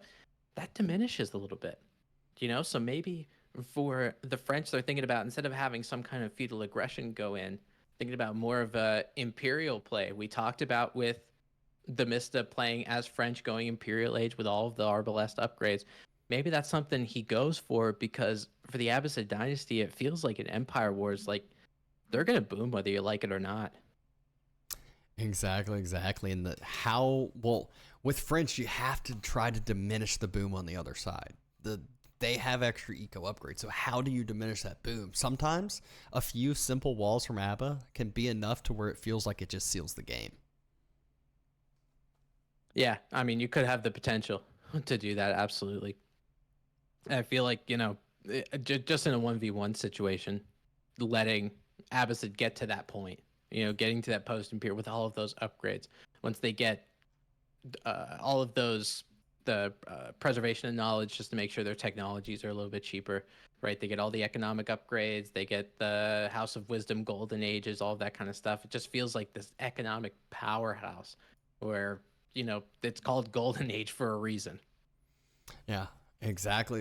And I mean, Golden Age, they already start with Golden Age with houses all around it. So they get that immediate bonus, and then the tier 2 isn't too much further away, so it makes it very easy. You know, really excited to see this game number 4, and potentially game number 5, dare I say. Obviously, with the Civ matchup, we're assuming potential game number 5 for sure, which we see the map is Kawasan for the last one if we do get to that point. So haven't had that map yet. It's been Canal as far as the hybrid goes, so could be excited if we do get to that point. Yeah, that's a really interesting map. Kawasan is just because of those 2 ponds. It feels like it plays a lot differently. You have a lot of it's like Golden Heights on steroids. Just because instead of having one body of water everybody fights for, you kind of do 2 at once. So Civs with economies have a good idea, but we're foreshadowing just a little bit. Game 4 did not even start. Dry Arabia isn't exactly a map that we need to break down. It's something that we all know and love, and I don't know about you, but I still have it as my favorite map. I would play Dry Arabia every single game and be okay with it. I'm one of the ones on the same path as that. It's one of those. It's like, why not just play the simple one? You're not gonna have any complaints. You're not gonna have like a weird cliff throughout half the map that you're gonna get all upset about. It's just the most you can complain is like, I got forward gold. It's like, all right. It's like, it happens. Some civs you don't even care about forward gold. You'd be like, great, forward gold. yeah, there are some civs you're like, I don't really care. You can put it anywhere, dude. I don't care. But you can't really exactly. I mean, we've seen some, of course, if everybody in the audience has been playing on the ranked ladder, you've probably seen some Lipany spawns that would scare anybody. Just to say the least there, but fortunately haven't been seeing much of that, and we will have the Dry Arabia game number 4 starting. The question is, what will we have in store as far as builds go? Will we see some out of the ordinary stuff, or just kind of see some of the more of what's expected from the French ABBA matchup? I'll tell you, I know the players that we're watching, so I'm not meta. I'm throwing it out the window. I don't know what's gonna happen, and I'm glad I don't. It makes it very exciting in terms of watching it, casting it, enjoying it with all of you guys. So we'll see the game plans. And going in as our overlay is initiating dabs. I'm excited. Yeah, exactly. Game number 4 starting now. It's Mista versus PuppyPaw, and Mista's in the southeastern side as the French in the color blue, with PuppyPaw in the northwest in the color red as the Abbasid.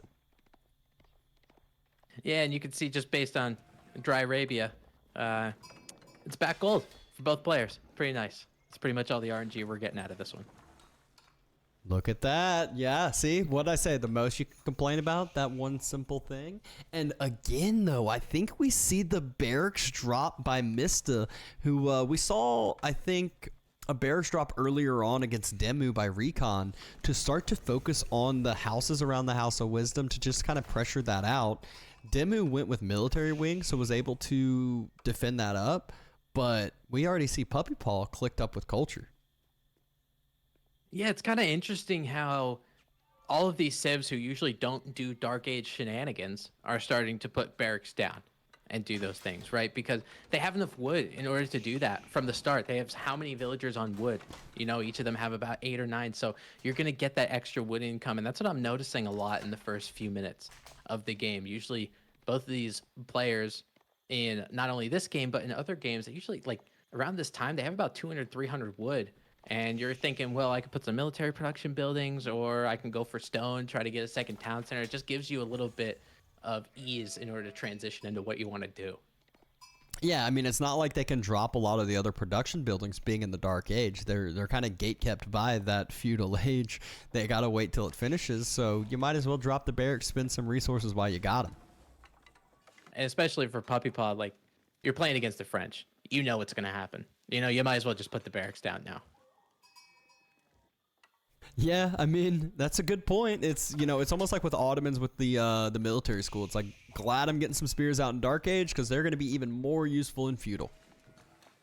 Yeah, absolutely. And with phalanx too. Oh man, we could talk about Abbasid. I feel like we could talk about Abbasid spears for the next 20 minutes, just because of all of the upgrades and all of the great things that they really have the ability to do. Now PuppyPaw macroing quite well, going for some of that stone, and also going with culture wing into feudal age. And usually when we see a culture wing in Feudal Age, we're thinking about getting that Castle Age a little bit quicker just because of how cheap it is.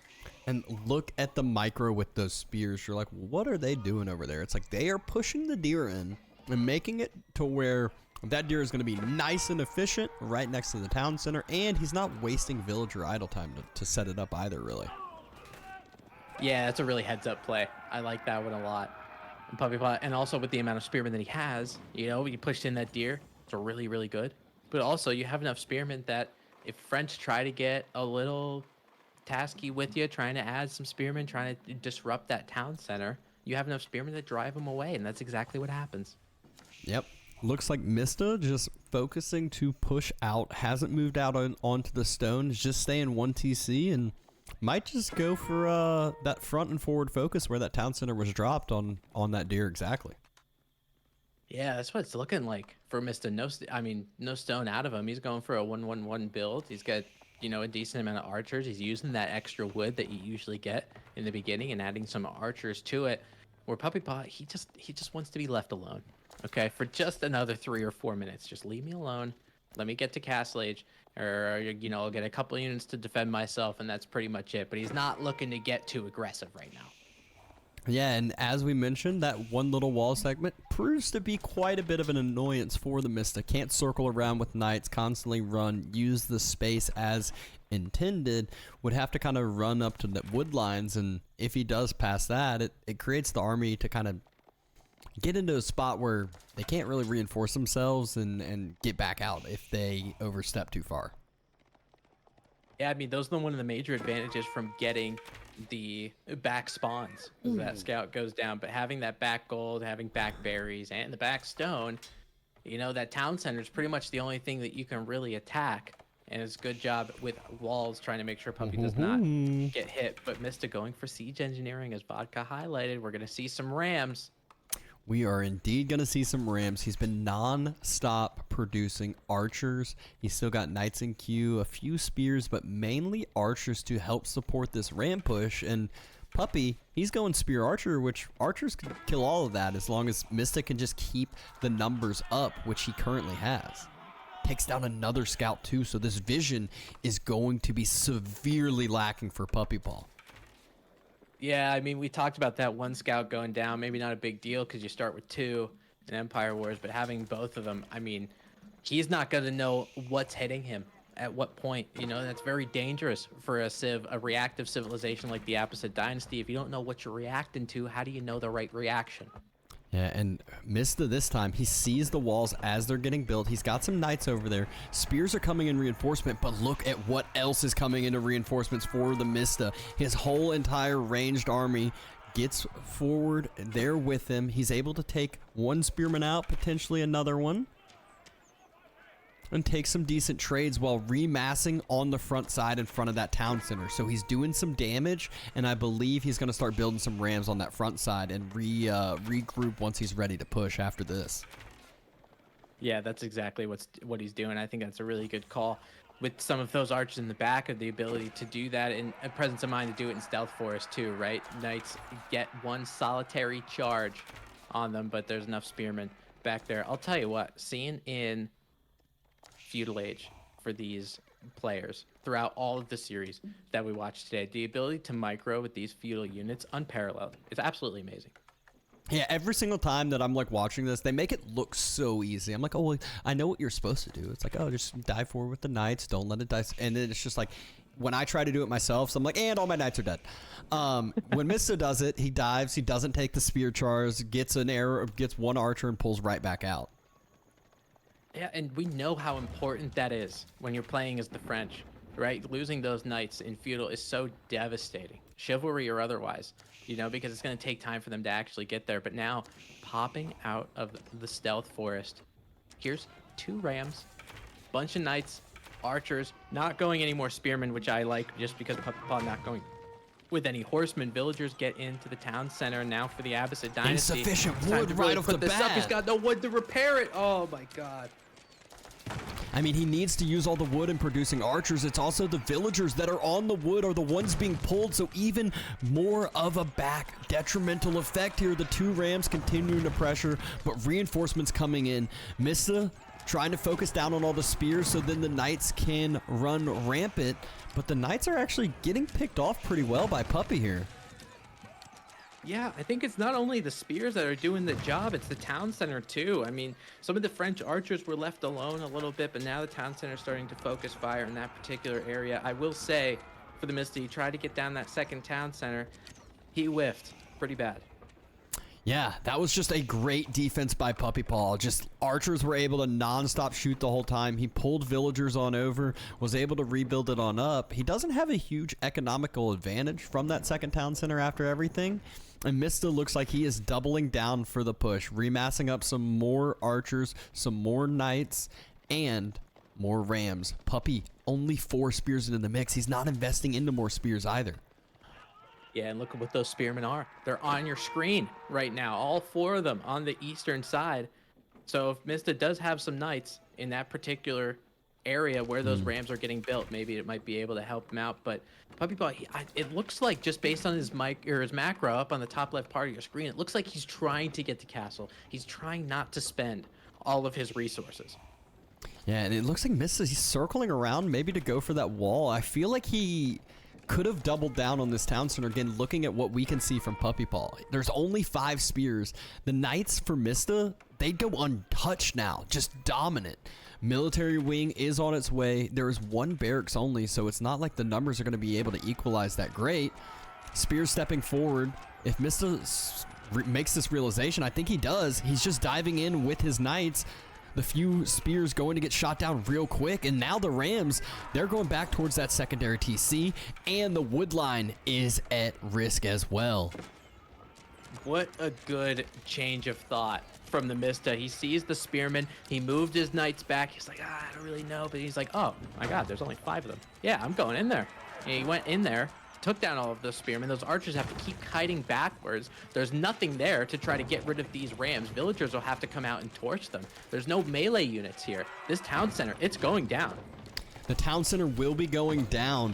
27 units for either player, but there's still a few knights here on the side of Mista's, and there's no spear for Puppypaw. The Rams, after taking down the town center, they can continue to focus on more of the eco if they want, or just take this as a win and fall back, regroup.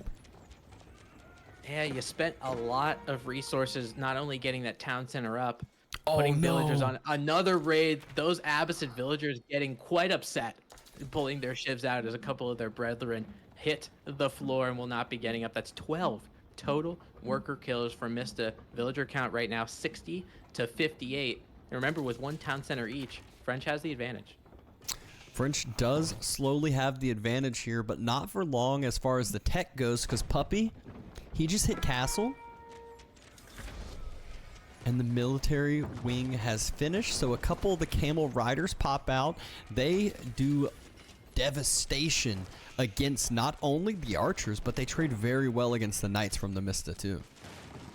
Yeah, I think going up against feudal age archers, you know, they have the ability just because of how much health. But look how housed Puppypaw is right now, as you're seeing on the top of your screen. He had 80 population, about 97. 4 of those knights taking their camel unease at rest and starting to try to take down some of these. Not necessarily the most cost effective, and actually just based on this, I think it's going to be a close fight.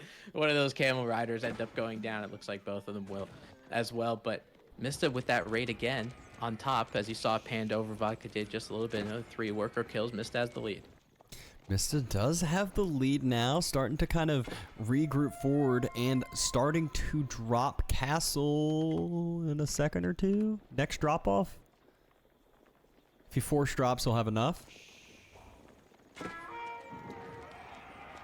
I think a force drop might be something he should just be doing, but actually he just goes and accused 4 knights, and he's like, yeah, no, JK, I'm gonna go ahead. And he goes with the Royal Institute instead of Guildhall, which is, I feel like in Empire Wars, it feels very not meta from what we've seen. Yeah, it feels like a lot of people have been. It's almost like Castle Age sometimes gets skipped in Empire Wars, which is weird because it feels like it's like Dark Age or maybe even Feudal Age should be skipped and it'd be a extended Castle, but people just seem to like to end the game in Imperial more, and Castle is kind of that standoffish timing where people just mass up and stare at each other. That's definitely what we've seen today. Definitely. With the Abbasid, I feel like this is one civilization that wants to be in Castle Age just a little bit, right? I mean, he has a military wing. He's going to be getting his archer upgrade. He's going to be getting composite bows. He has a pretty significant advantage. Whereas Mista on the back end, being in Castle Age, the only thing he really has, I mean, yeah, his knights are going to have a lot of health, but against the Abbasid dynasty, it's one of the units that I feel really apprehensive about making. Yeah, I mean, the thing about it is, like, it feels bad because of how good Abba's spears are, but oh no, Mista. The food is starting to get crushed. Puppy's splitting units into boar, splitting units away into the deer, and all of a sudden he has reclaimed the lead. But the archers, they're by themselves with 0 spears.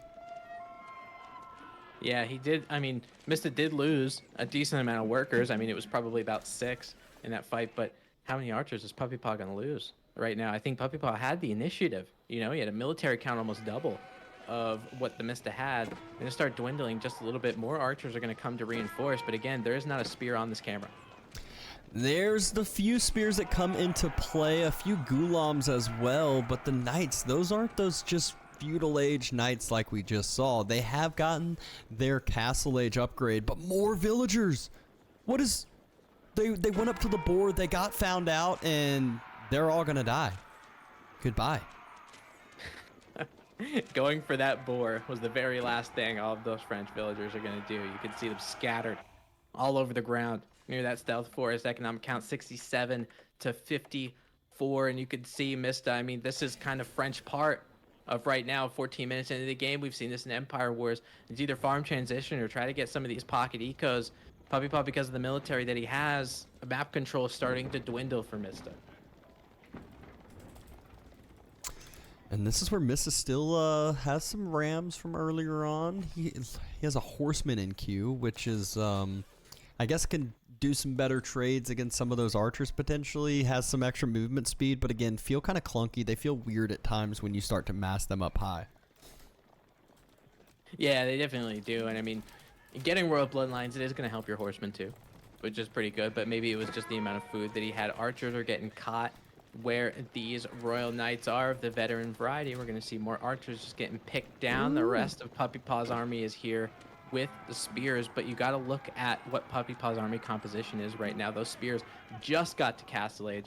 That was so important, because if you're dealing with knights that have Royal Bloodlines already in Castle Age, you use Feudal Age spears, you're a dead man. Yeah, problem though for the Mista is just now he made some good trades. The economies were close to even, but then he lost so much more with that counterattack by Puppy. Puppy's sitting really, really nice with how much military he has, and he has that group together forward, doubling in the numbers. Obviously, numbers don't tell the full story, but if you take head-on engagements, those knights are not as effective with 17, almost 25 spears into the mix once the queue finishes. Yeah, and the thing is with PuppyPaw, just because of the economy that he has, he can continuously pump these out.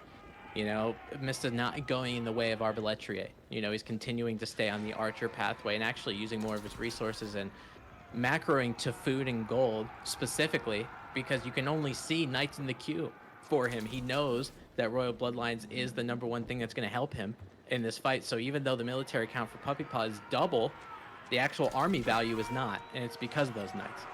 Yep. The few spears need to be focused quite quickly. 2 different groups of knights getting a great little circle there, making the spears have a struggle to split in which way to go, but still closing the gap, and a lot of those knights are going down. PuppyPaw's numbers still pretty solid. There's some crossbows in the back helping on out. Archer's still kiting back. And finally, there's the big spear mass. There's the reinforcements that PuppyPaw needed this whole time. And that is what will allow him to actually win this fight and close this. Yeah, I think it was difficult for the Mista that very first engagement before the reinforcements came. Those spearmen were not targeted. Those 5 spearmen ending up being the front line, taking down those pseudo-Imperial Royal Knights. And because of that, I don't know if you guys can smell that, but I smell a comeback. It's 2-2. Mista versus the Puppy Paw. We're going to go into a pivotal game 5, which for Puppy Paw, he could go 0-2 in the round robin with a loss like this. So this is do or die. Yeah, very, very important win here for both of these players, but even still taking 2 games off of each other, very, very good for themselves in the point differential.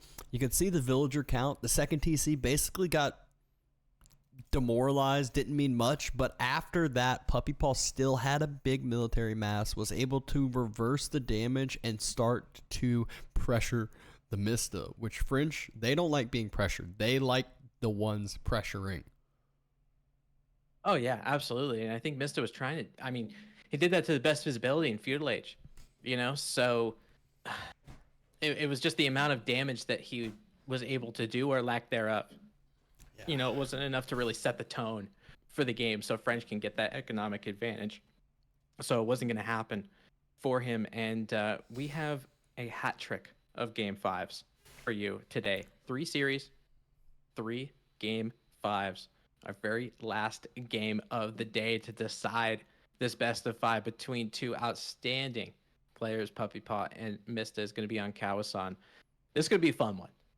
Yep, the countdown just now starting. So if you've been enjoying today, if you've been enjoying these series and you're looking forward to the next ones, the next tournaments, go ahead and, throw the sub out there, follow, continue to support by watching, or if you're feeling really generous, go ahead, !Patreon. There it is. The link just popped on up, and I think it actually was just popping up with the typical timing. But go ahead and click that link. It is the best way to support the AoE4 scene through going forward in general. Obviously, we still got a big tournament planned this year, but there's going to be more. And if there's certain metrics hit on that, if there's enough supporters, then Pesty promised a real LAN. Yeah, I'll tell you what. I love these tournaments. Every weekend, I have EGC on, whether I'm actually in front of you guys casting or otherwise. So if you want to see more of that, go ahead. Get on the Patreon. EGCTV themselves hit ! Patreon. What are you going to do? Say no to them? Go ahead. You go right in front of Pesty's face and you tell him no. See how that works out for you. Not a good idea. I can't disagree with that one. Oh, there we go. A bunch of them. Just keep it coming.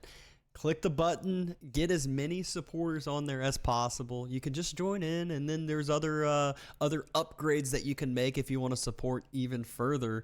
And so just a ton of good information that you're going to be seeing. Yeah, absolutely. If you ever wanted to talk to Pesty, you can. There's a quarterly meeting. All the patrons get together to try to figure out what's going on in the AoE4 scene. And I'll tell you, Pesty is one of my favorite people in the AoE4 community. He is a really good guy. EGC is a great organization. It's something that you guys should really support because, I mean, having these tournaments go on, this is really something I look forward to on a weekly basis. And also, you know what? Whoever Christopher is, you're going to get a shout out. Welcome. Welcome to the Patreon. Welcome. You can be a patron with all of us. OG. That's what we like to hear. But now we, of all the games today, we haven't seen Kawasan yet. And I don't know. Yeah, we saw HRE on Canal, which was another hybrid. But this is one that is quite a bit different than the typical hybrid. You got these 2 lakes, both have deep sea fish, but both are very, very easily denied by whether it's longbows or just a dock with emplacements in it. Yeah, I mean, just because, I mean, how I like to say, it's double the ponds, double the fun. You know, you got a couple docks going on either side. This is where the micro of both of these players gets tested, right? We know how difficult it is in a naval situation to deal with micro. You're doing you're trying to micro things like demo ships. You have all of your rock, paper, scissors there. You know, it's so, it's so, the mental bandwidth that you have for even just something like Golden Heights is a lot, right? Now, do it double. And I don't know, twirl in trouble. It's almost Halloween. It's wild. It's a wild experience. I was really hoping I got to cast a Kawasan game, and I'm glad we're going to be able to do that. And for the last game to bring you home. Yeah, bringing you home, and another big shout out, Johann Bach over there with some 10 gifted. Great way to give some viewers some ad-free experiences. So great way to another way to support there. So appreciate all of that. And instead, we got in front of us, we got English versus HRE. You think? I mean, obviously, when water comes to play, both of these civs immediately come to mind for different reasons. HRE having their strong off-water economy that can then turn into water economy, and English just having some extra upgrades and some longbows that can really take advantage of this whole map. Yeah, they absolutely can. I mean, just because of the range that they have and how close those pawns are, the actual mobility of the longbows might not necessarily be that much of a downside to them. You know, I mean, if they can stay in between of those two pawns, just kind of go back and forth, take some pot shots at either of these guys. Usually in a 1v1 situation, you're getting your fishing boats underway and everyone's just happily, peacefully fishing in peace. You're sharing some of the deep water fish. One of the English boats goes to the HRE boat. It's like, hey, do you want one of these? And they're like, yeah, hell yeah, I do. You get one of them. It's really nice. Now, in Empire Wars, not going to happen. Feudal Age, going to come up in about a minute. And we're going to see some arrows flying. We're going to see some spring-old bolts and some demolition ships making fireworks like it's the 4th of July. Yeah, so enough of stalling, enough of this. We're about to jump into the game. Another support coming in from Luigi. Appreciate that. And now, finalizing today, every single series going into Game 5. And lastly is Mista versus PuppyPaw. Kawasan is the map, and English HRE. I don't want to say anything because that was a really good, okay. There it is. All right, go ahead. Take us home. All right, we got the Mista spawning in on the southern side as the English, and PuppyPaw in the north as the HRE. Mista immediately focusing on some pressure as it's the barracks being dropped even before his feudal age landmark. Yeah, this is pretty interesting. I mean, I think it's a good idea, for the English if they want to do something like that. Having men-at-arms on the field, is a good idea. But the HRE, they're going to get their own men-at-arms a little bit later. So docks are going to be coming up on both of these pawns. PuppyPaw going to be going with the Aachen Chapel right next to that lumber camp, which is going to be a really good help for that wood economy. Having the inspiration for your wood economy, especially with that Aachen Chapel being a drop-off point, it's why we see HRE on all these hybrid maps. Yeah, and I mean, HRE already being able to drop the outpost on gold, grabbing that extra sense of security to not have to worry about getting raided, dealing with any of the annoyance there. And so it's just really, with Empire Wars, it really seems like they were able to invest in their defenses without the sacrifice that the resources usually are, because that wood, he's still going to be able to produce fishing ships. He's still going to be able to produce military ships or whatever's really needed because of the villagers.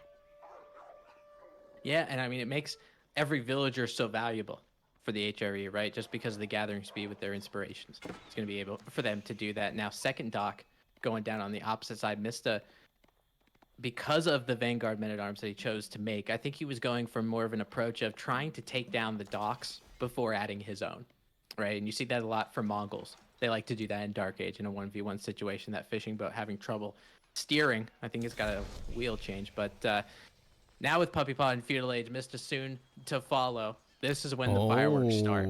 And that dock gets denied. The men-at-arms arrives. There's another scout to help. And so that's a lot of damage that can be done. Scouts are just going to head back home, and one pawn will go untouched. Yeah, it's very it's very interesting on Kawasan. You're usually expecting docks on both sides, boats on both sides, but not so much. Now Mista with the council hall will be adding longbows to him. PuppyPaw, instead of going more in the land military mass, is going to try to protect the dock that he has on the north side of this eastern pond, adding galleys. And they're going to do some damage against men-at-arms or a longbowman, whatever, the Mista can make. Yeah, and Mista is going to have the perfect counter unit for what PuppyPaw is making. We saw him drop an archery range. Yes, an HRE archery range. That is correct. Even though there's no spears out, it's just men-at-arms and longbows. But Men-at-Arms and longbows both trade very well into that. Yeah, no, they absolutely do. It makes it pretty difficult, you know, for PuppyPaw to try to get out from under him, and hopefully that fishing economy is a little bit relatively untouched, so he's able to stabilize some of his other resources. This gold is proving to be difficult for him, however. This is a front gold spawn. Men-at-Arms have to go in there so PuppyPaw can garrison his villagers, but longbowmen are starting to come out now. To the point where this gold, he might have to vacate, try to find somewhere else, but he's got another second gold that's more forward. Yeah, and just having to invest into more and more outposts, never a good feeling, because outposts, like, there's sometimes when I would say that an outpost is like, it's good to, you know, you go out to the deer, you drop an outpost, you have some protection for your villagers, and you get vision. But all of a sudden, when you're dropping 3, 4, 5 outposts in your base, that does not feel good by any means. No, I mean, it's more wood you would rather spend in other places. You know, especially trying to get the second pond other way, maybe getting more archers, you know, stuff like that. Yeah, it's a good defensive outpost, and yeah, as the HRE, it could help you a little bit later down the road just because of how powerful they can be. But you're right. I mean, you'd much rather be using it in other places. I really, really love throughout this entire series how aggressive Mista has been. He's whiffed a couple times, as you can see, based on the score, but man, he is tried and true to this idea. He's got a military count of 20 with men-at-arms and longbowmen. He's got no signs of slowing down. Yeah, none whatsoever. Horsemen just now starting to be produced by Puppy. When they're this kind of little in numbers, doesn't really create too big of an effect. The longbows can kite them out, do really well against them. But once the horseman number starts climbing up to, you know, 5, 10, they can get that circle, they can get that surround, and the men-at-arms do not do enough damage to clear them out. Yeah, you're exactly right, because you see this sometimes with men-at-arms, especially as English when they're making just men-at-arms. Yeah, they can tank a lot of things. They can tank archer, arrows, maybe other men-at-arms, spearmen, but they're not a DPS unit. You know, they're just trying to absorb some fire. And you see a lot too, if there's enough horsemen, because the men-at-arms are slow enough, they'll just run past them. They don't care that they exist. Yeah, exactly that. But the longbows now have gotten to that point where they can probably one-shot those fishing boats. There is a galley out, but that galley is hard to kind of utilize correctly. You can kind of bounce back and forth. And a second TC from PuppyPaw is the game plan here? You know, I actually think this is a pretty good decision, and a lot of it is going to be based on where that town center is placed. Assuming he can get it up without a lot of casualties, but a couple of villagers are going to end up going down. You got to micro that as efficiently as humanly possible, but it's going to preserve the gold. How many villagers went down, though? Oh, my God. Longbowmen with network of castles. They are villager destroyers. Yeah, and this is where, like, you got a good amount of damage done right there. You basically, like, made that dock play, I feel like, worthless from PuppyPaw. I'm still shocked that Mista hasn't decided to move out to the other pond. He's got the wood to do so. He can get an extra little bit of food eco if he wanted, but just full focusing in on denial right now. Wouldn't even be too surprised to see a good old siege engineering come through soon, and Mista dropping multiple rams like we saw him do the other game. You need more than just 2 as well, because HRE emergency repair. Yeah, that's a really good point. Having emergency repair, it's kind of like a middle finger when you're trying to be aggressive. You know, trying to take down an outpost. You know, even just a house, a town center, something like that. You think you have it down, then all of a sudden, boop, that little hammer pops up, and everything you did doesn't matter. There you go. Another outpost being built. This one by the water. I feel like this isn't close enough to, like, do too much, but what it will allow is just these longbows to kite back and forth a little bit more efficiently. They'll have that network bonus as well, but the galleys, it's almost like the mangonels. It's like, you know, you can dodge a lot of them. Some are going to start hitting. Yeah, I mean, even the most perfect AoE players, you're exactly right. You know, there's so many volleys that you get, but those couple volleys that actually hit make all the difference. That outpost somehow going up, even though it was in the galley's range. So network castles will be wherever Mista chooses to take a fight. That outpost starting to get burned down. There's that middle finger, that little hammer. That outpost going up to full strength. Now archers and horsemen in the back. Archers just trying to take pot shots at these men-at-arms. You know, I feel like if they take that fight face-to-face, it's going to be an issue. That's so many units that Mista has out right now. The longbows can just kite out everything, and the men-at-arms, we talked about it. They're just that tank unit. If you're focusing the men-at-arms, English is happy. Yeah, and that's exactly what's going on. The archer mass from PuppyPaw is doing that. The horsemen are even focusing on them, and the longbowmen are at such a good mass. Even though PuppyPaw has those blacksmith upgrades, I had to double check because of how much damage each horseman was getting hit by all of the archer fire. I mean, I understand it's a lot of longbows, but their damage is unbelievable. Now they're going to find some archers. They're going to find some villagers as well. All it took was probably about 10 men at arms to make a front line. Now PuppyPaw's military cut in half. Yeah, and he doesn't really have that gold secured anymore. The TC fully idled. Yeah, it can make some villagers, but those villagers, they won't have a long life. Emergency repair not quite back up as it was utilized on that first outpost, and the second outpost going down that had arrow slits. This is so crucial right now. More villagers going down behind this. PuppyPaw still has an eco lead, but doesn't seem like for long. Yeah, and you know, it really doesn't feel like an eco lead as of right now, because Mista, even though he doesn't have as many villagers, they're rather untouched.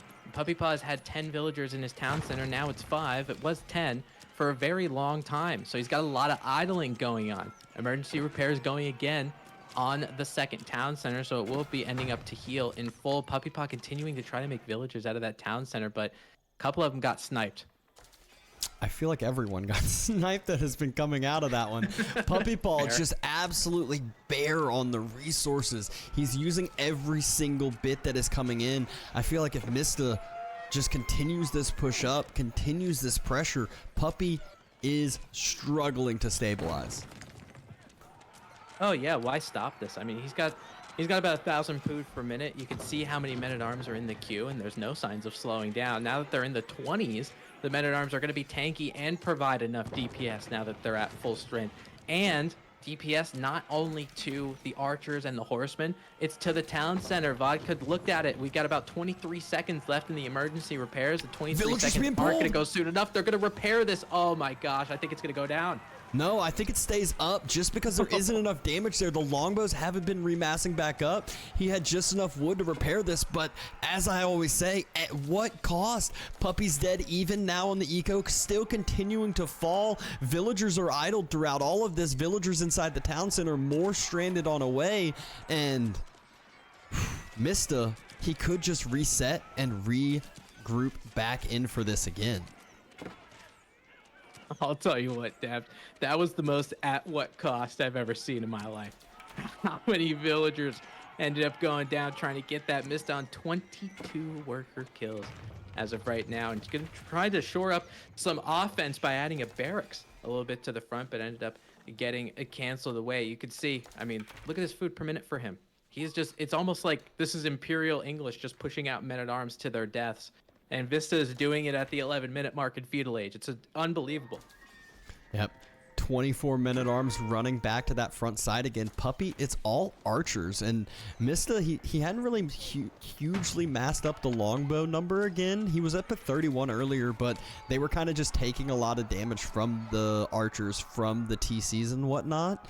And, I mean, I wouldn't hate to see some rams drop now, just with how much damage he's already done. They can just provide the damage and let the men-at-arms do a little more.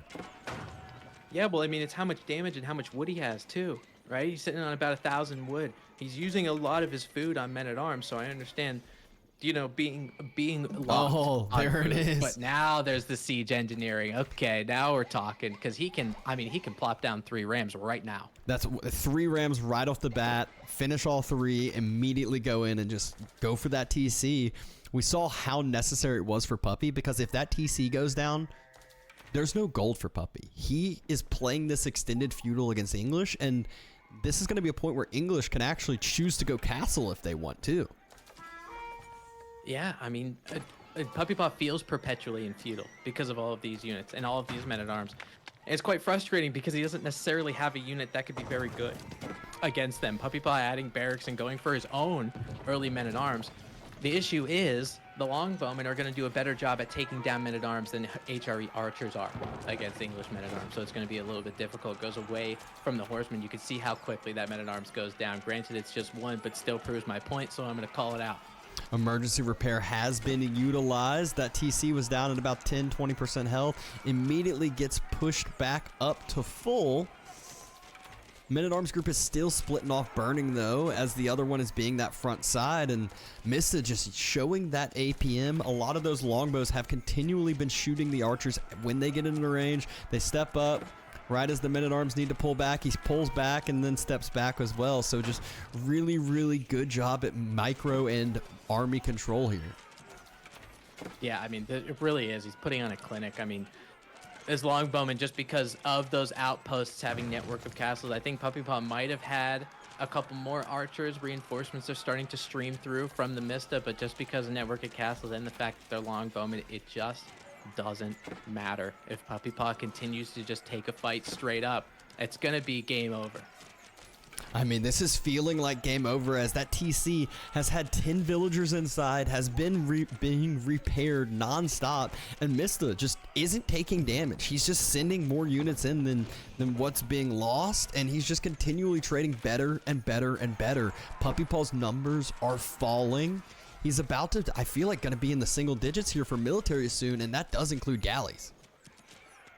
Yeah, that does include galleys. That's a really good point. Military count 45 to 18, and it feels like every archer that pops out just instantly dies for PuppyPaw. This is so difficult for him to do. Not enough damage necessarily to take down that town center. Again, emergency repairs going to be coming up, but I mean, it almost feels like it's more punishing the fact that it's still up. You know, it's making villagers, it's completely capped in terms of housing space, so every villager that comes out is dead. It just feels like a waste of food. Yep.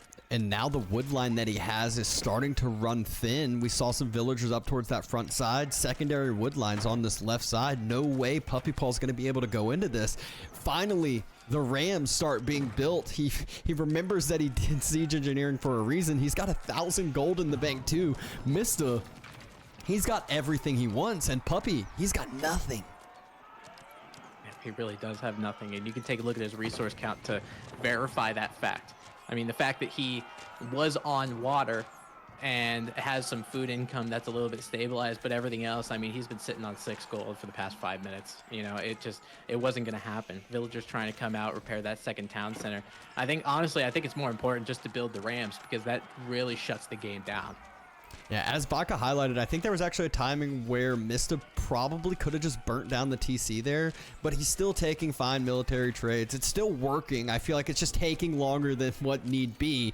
That being said, once the 2 rams come into play, PuppyPaw only has archers. How are those rams dying if not by the military? It's got to be villagers, and if villagers pull to kill rams, they all die.